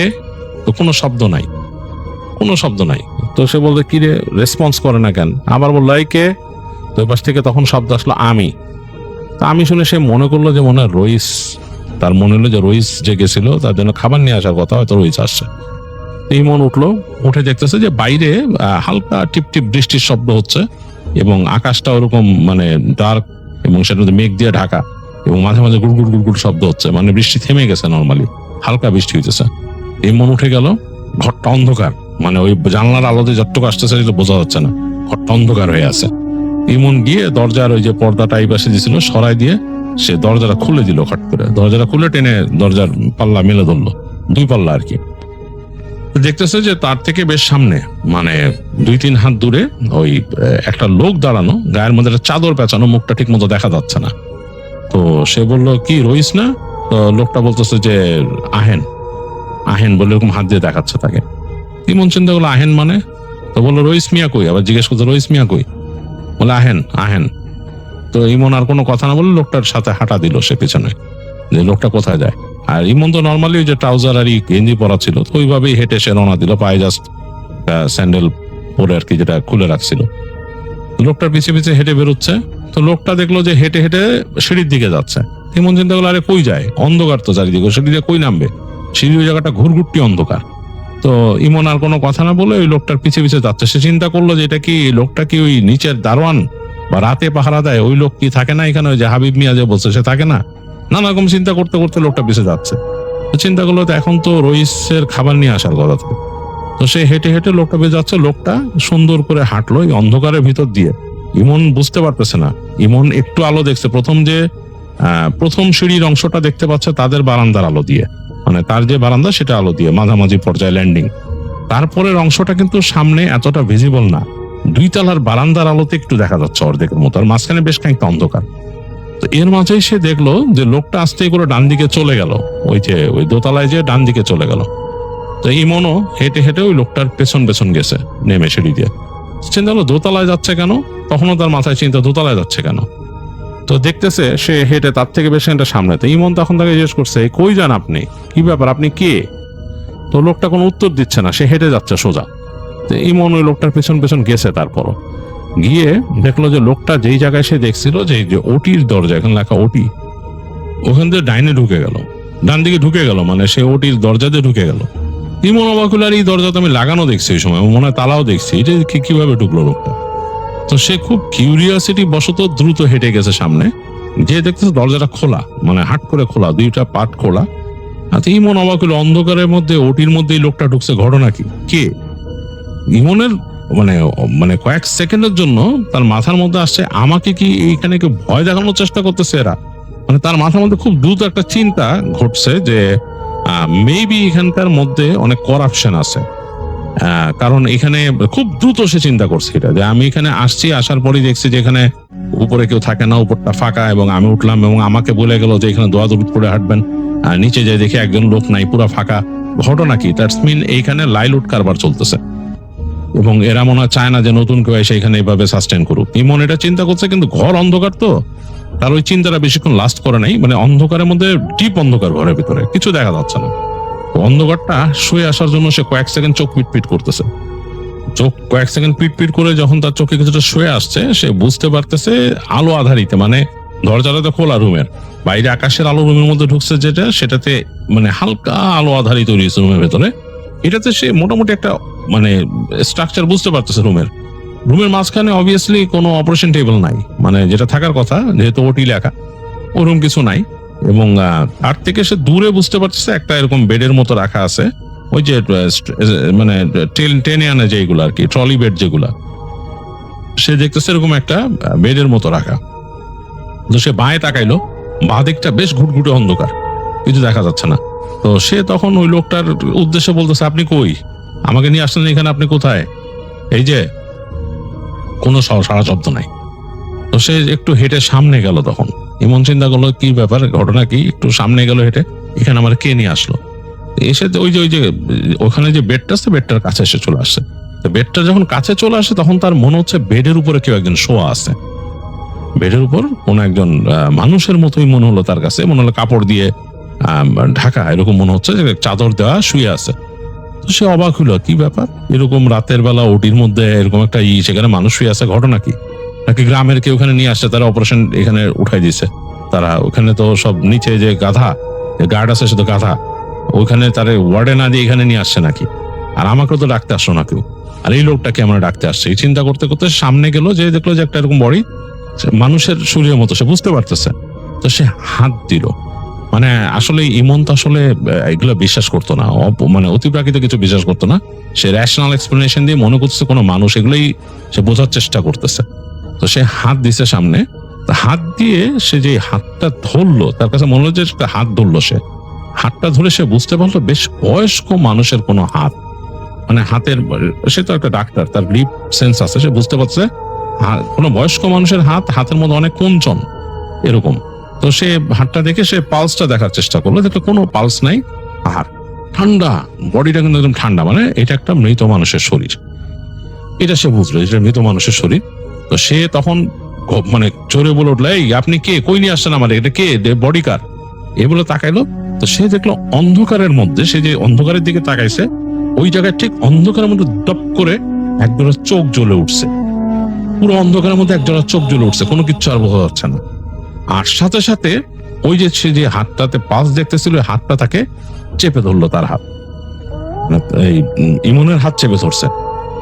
ইমন থতমত খেয়ে একটা ইলেকট্রিক শকের মতো খাইছে, সে বুঝতে পারেনি কি, সে এইভাবে তাকাইলো সামনে, তার কাছে মনে হলো যে অন্ধকারের মধ্যে যে বডিটা উঠে বসলো, সে বুঝতে পারতেছে যে একটা অবয়ব, মানে সেই অবয়বটা মানে একটা বডির অবয়ব যেটা তার হাত চেপে ধরে রাখছে, সেটা শোয়ার থেকে উঠে বসছে।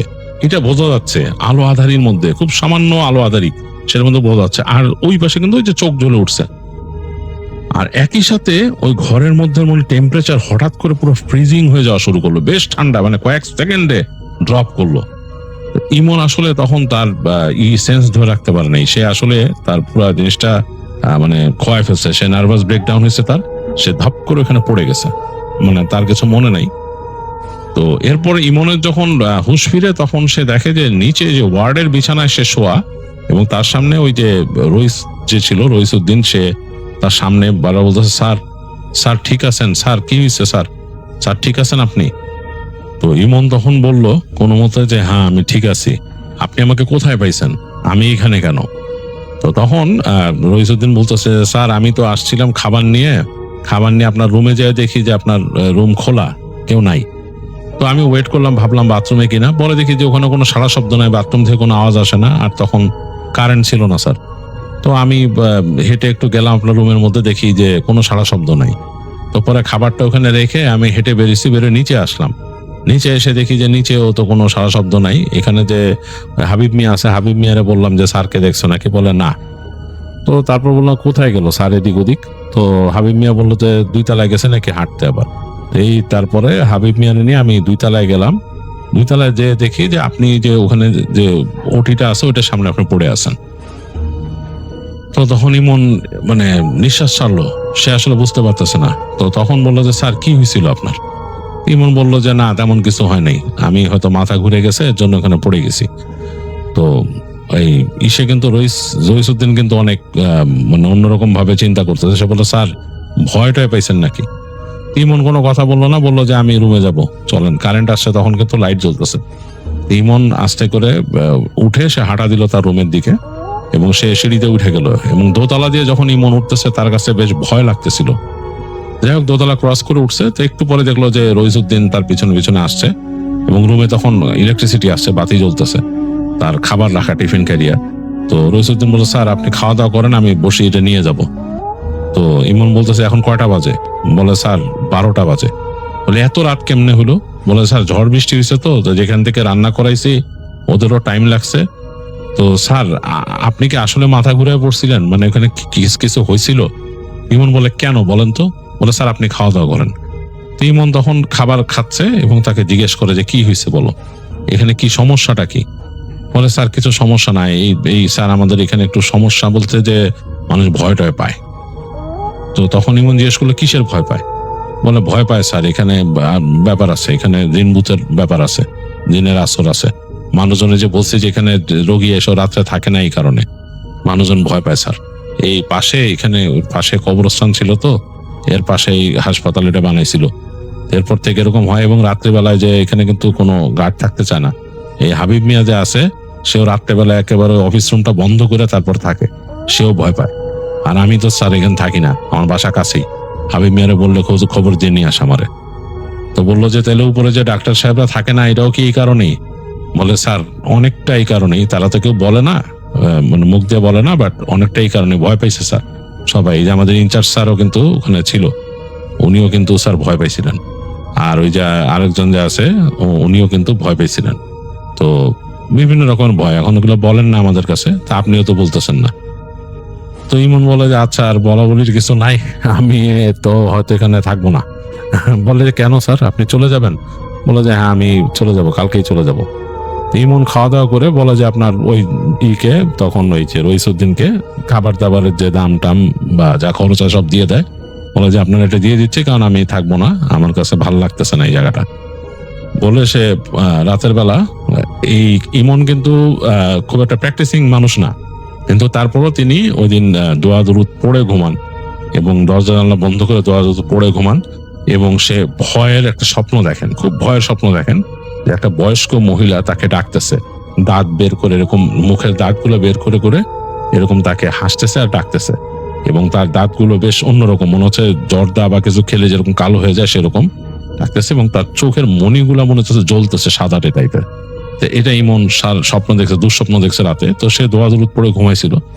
সকালে উঠে সে মোটামুটি তার জিনিসপত্র গুছায় ফেলে। আর ইমন একটু মানে নিজের ডিসিশনে অটল ছিল এরকম মানুষ সে। তো সে যখন ডিসিশন নিয়ে ফেলছে সেখানে থাকবে না, তার কাছে এমনিও আর ভালো লাগে না, এখানকার এক্সপিরিয়েন্স, রাতের এক্সপিরিয়েন্স কিছুই ভালো লাগে নাই। সে সকালে উঠেই ইনচার্জ সাহেবকে বলে, নিচে রেডি হয়ে বসে বলে যে স্যার আমি থাকতে পারতেছি না, আমাকে চলে যেতে হবে এখান থেকে। তো তিনি বলেন যে মানে কি ব্যাপার, হঠাৎ করে আসলেন, কালকেই চলে যাবেন আপনি, এটা তো কোনো অফিসিয়াল ইসের মধ্যে পড়ে না। বলে স্যার যেটাই হোক, আপনি যেভাবে লেখেন জিনিসটা লেখেন, কোনো অসুবিধা নেই, আমার পারিবারিক কিছু সমস্যা আছে, আমি থাকতে পারতেছি না, আই এম সরি। এই বলে ইমন বের হয়ে আসে। তো মানে সেই যে ইনচার্জ ছিলেন তিনি হাঁ করে তাকায় আছেন, তার মুখে কথা নাই।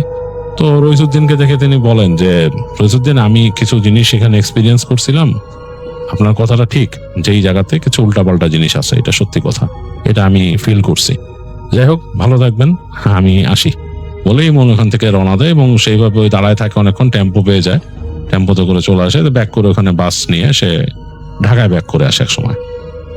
যাই হোক, তো ইমন ঢাকা আসার পর নাকি সে এরকম স্বপ্ন কয়েকদিন কন্টিনিউয়াসলি দেখতে, এবং তার মাকে বলার পরে তার মা বাবাকে সে বলছিল, তার মা বাবার মধ্যে তার মা খুব এই ব্যাপারে সচেতন ছিলেন এবং তিনি তাদের এখানকার যে মসজিদের যে হুজুর তাকে নিয়ে আসছিলেন, বাসায় এনে তাকে ঝাড়াইছেন। তো সেই ইমাম সাহেব ইমনকে পরামর্শ দেয় প্র্যাকটিসিং হওয়ার, নামাজ কালাম পড়ার, এবং তিনি তাকে ঝেড়ে দিয়ে দেন। তো ইমন আস্তে ধীরে নাকি কিছু মাত্রায় প্র্যাকটিস শুরু করে, মানে নামাজ কালাম পড়া শুরু করে, এবং আস্তে আস্তে সেই জিনিসগুলো মানে স্বপ্ন দেখাটা তার বন্ধ হয়ে যায়। আর এরপরে সে বিদেশে চলে যায় পড়ার জন্য, উচ্চতর ডিগ্রি নেওয়ার জন্য, এবং সেখানে গিয়ে পরবর্তী দেশে তার এই মেডিকেল জীবন আরো শাইন করে এবং প্রতিষ্ঠিত হয়। তো যাই হোক, এই ছিল ইমনের স্টোরি। ইমন তার ছদ্মনাম ডক্টর এইচ শেয়ার করেছেন আমাদের কাছে, এবং আমি আপনাদের কাছে শেয়ার করলাম আমার মতো করে। আশা করি আপনাদের ভালো লেগেছে।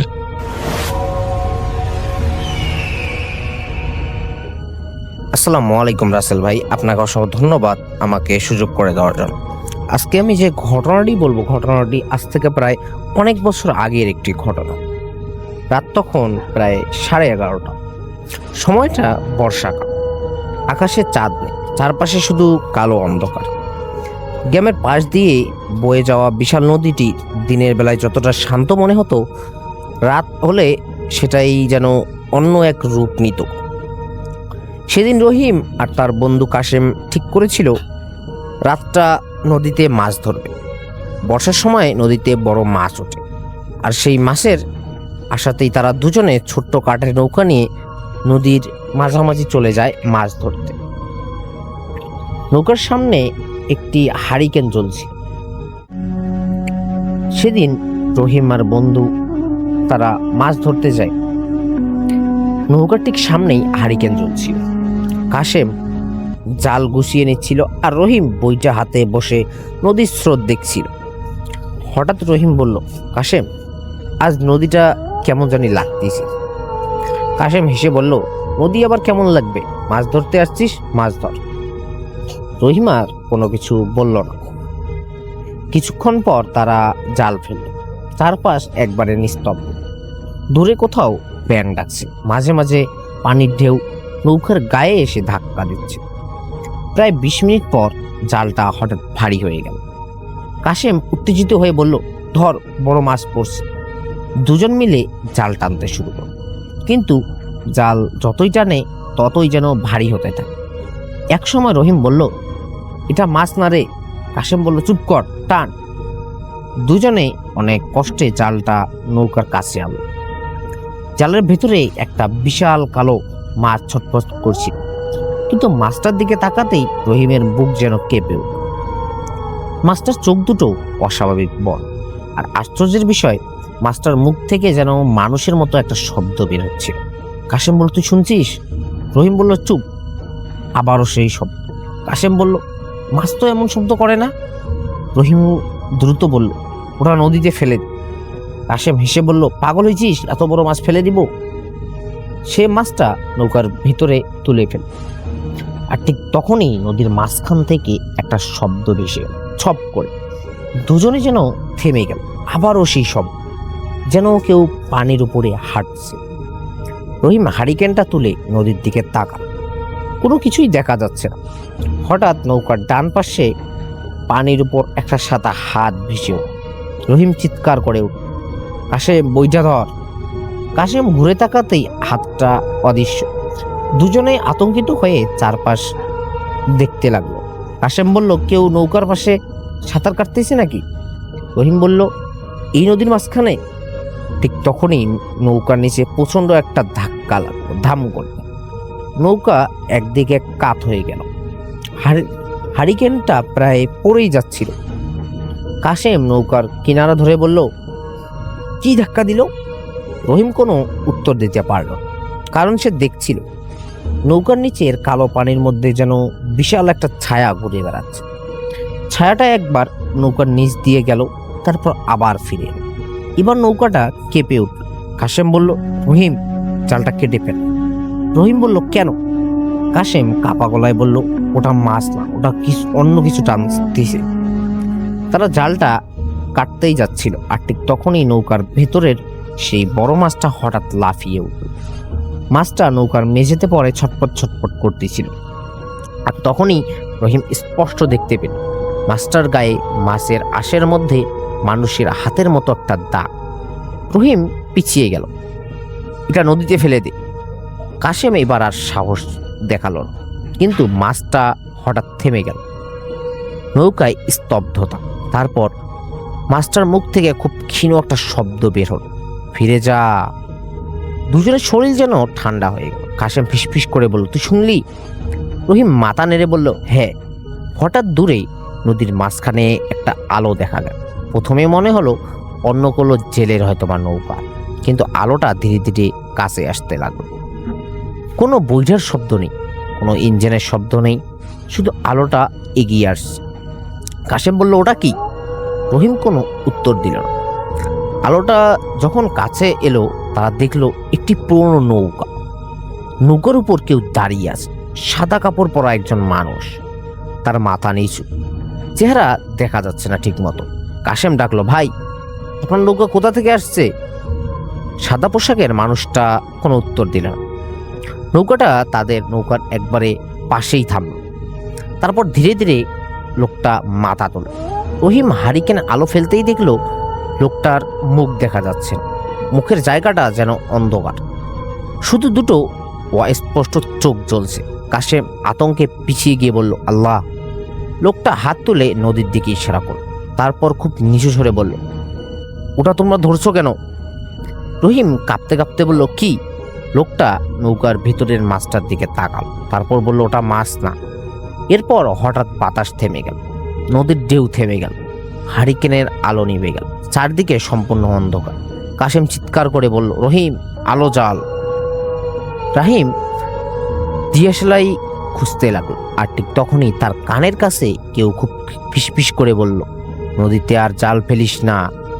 রহিম ঘুরে তাকাল, কেউ নেই। সে দ্রুত দিয়াশলাই জ্বালালো। আলো জ্বলার সঙ্গে সঙ্গে দুজনেই দেখলো সাদা পোশাকের নৌকাটি নেই, কোনো নৌকাই নেই, কেউ নেই, শুধু তাদের নৌকাই নদীর মাঝখানে। আর মেঝেতে পড়ে থাকা সেই বড় মাছটিও যেন অদৃশ্য হয়ে গেছে। কাশেম বলল, মাছটা কোথায়? রহিম কিছু বলার আগেই নৌকার পেছন থেকে একটা শব্দ হলো, ছপ করে, যেন কেউ নৌকার পেছনে দাঁড়িয়ে হাঁটছে। রহিম বইটা হাতে নিল, চল তীরে যাই।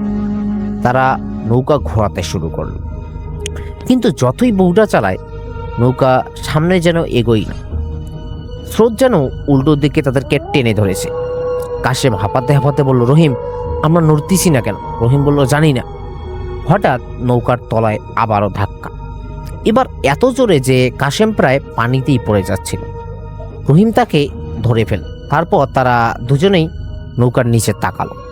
কালো পানির মধ্যে কিছু একটা নৌকার তলায় হাত দিয়ে ধরে আছে, কিন্তু হাতটা মানুষের মতো হলেও আকারে অস্বাভাবিক বড়। কাশেম চিৎকার করে উঠল, বইটা নিয়ে দিয়ে মার। রহিম বইটা দিয়ে পানিতে আঘাত করলো, একবার দুবার, তৃতীয়বার আঘাত করতেই পানির ভেতর থেকে একটা বিকট শব্দ হলো। তারপর নৌকা হঠাৎ সামনে ছুটে চল। দুজনেই ভারসাম্য হারিয়ে পড়ে গেল। নৌকা যেন নিজের ইচ্ছায় নদীর স্রোতের বিপরীতে ছুটছে। কয়েক মিনিট পর গ্রামে এর আলো দেখা গেল। তারা বুঝতে পারল তারা তীরের কাছে। কিন্তু ঠিক তখনই রহিমের চোখ পড়ল নৌকার মেঝেতে। সেখানে একটি ভেজা দাগ, পানির দাগের মতো। আর সেই দাগটা ধীরে ধীরে নৌকার মাঝখান থেকে তাদের বসার জায়গার দিকে যেন হঠাৎ এগিয়ে আসছে। কাশেম বলল, রহিম এটা কি? রহিম কোনো উত্তর দিল না, কারণ দাগটা হঠাৎ কেন জানি না থেমে গেল। তারপর মেঝেতে একের পর এক ভেজা পায়ের ছাপ যেন ফুটতে লাগলো। একটা, দুটো, তিনটো। ছাপগুলো নৌকার কিনারার দিকে এগিয়ে গেল। তারপর হঠাৎ অদৃশ্য। তারা কোনোভাবেই তীরে পৌঁছাল। তারা উঠে দুজনে আর পিছনে তাকালো। পরের দিন সকালে গ্রামের কয়েকজন জেলের সঙ্গে তারা নদীতে গেল। তারা নৌকাটি পরীক্ষা করে দেখল, কোনো ক্ষতি নেই, জালও ঠিকঠাক আছে। কিন্তু নৌকার তলায় একটা অদ্ভুত দাগ পাওয়া গেল, যেন বিশাল কোনো হাত নৌকাটিকে টেনে ধরে রেখেছিল। এরকম একটি ছাপ তারা সেখানে দেখতে পেল। আর সবচেয়ে ভয়ঙ্কর বিষয় ছিল, রহিমের জালে মাছের বদলে একটি পুরনো মরিচা ধরা ঘণ্টা আটকে ছিল। গ্রামের এক বৃদ্ধ জেলে ঘণ্টাটা দেখে অনেকক্ষণ চুপ করে রইলেন। তারপর বললেন, এই ঘণ্টা আমি ছোটবেলায় দেখেছি। রহিম জিজ্ঞেস করলো, কোথায়? বৃদ্ধ নদীর তীরে তাকিয়ে বললেন, অনেক বছর আগে এই জায়গায় একটা নৌকা ডুবে গিয়েছিল। নৌকায় কয়েকজন জেলে ছিল, তাদের কারো দেহ পাওয়া যায়নি। কাশেমের মুখ যেন শুকিয়ে গেল। বৃদ্ধ আবারও বললেন, তারপর থেকে মাঝরাতে যারা ওই জায়গায় মাছ ধরতে যায় তারা অদ্ভুত ঘটনা দেখে। কেউ নৌকার পাশে সাদা কাপড় পরা কাউকে দেখে, কেউ পানির নিচে আলো দেখে, আর কেউ জালে এমন জিনিস দেখতে পায় যেগুলো নদীতে থাকার কথা না। রহিমার কখনো সেই নদীর মাঝখানে রাতে মাছ ধরতে যায়, কিন্তু এই ঘটনার প্রায় 1 মাস কেটে যাওয়ার পর তার যেন রাতের বেলা ঠিক মতো ঘুমই হয় না। এই ঘটনা কেন জানি না তার স্বপ্নে পর্যন্ত ভেসে ওঠে। এরপর থেকে কখনো আর তারা দুজন ওই নদীর ধারে কাছে রাতের বেলা যায়নি মাছ ধরার জন্য। ধন্যবাদ রাসেল ভাই, আজকের ঘটনাটি এ পর্যন্তই।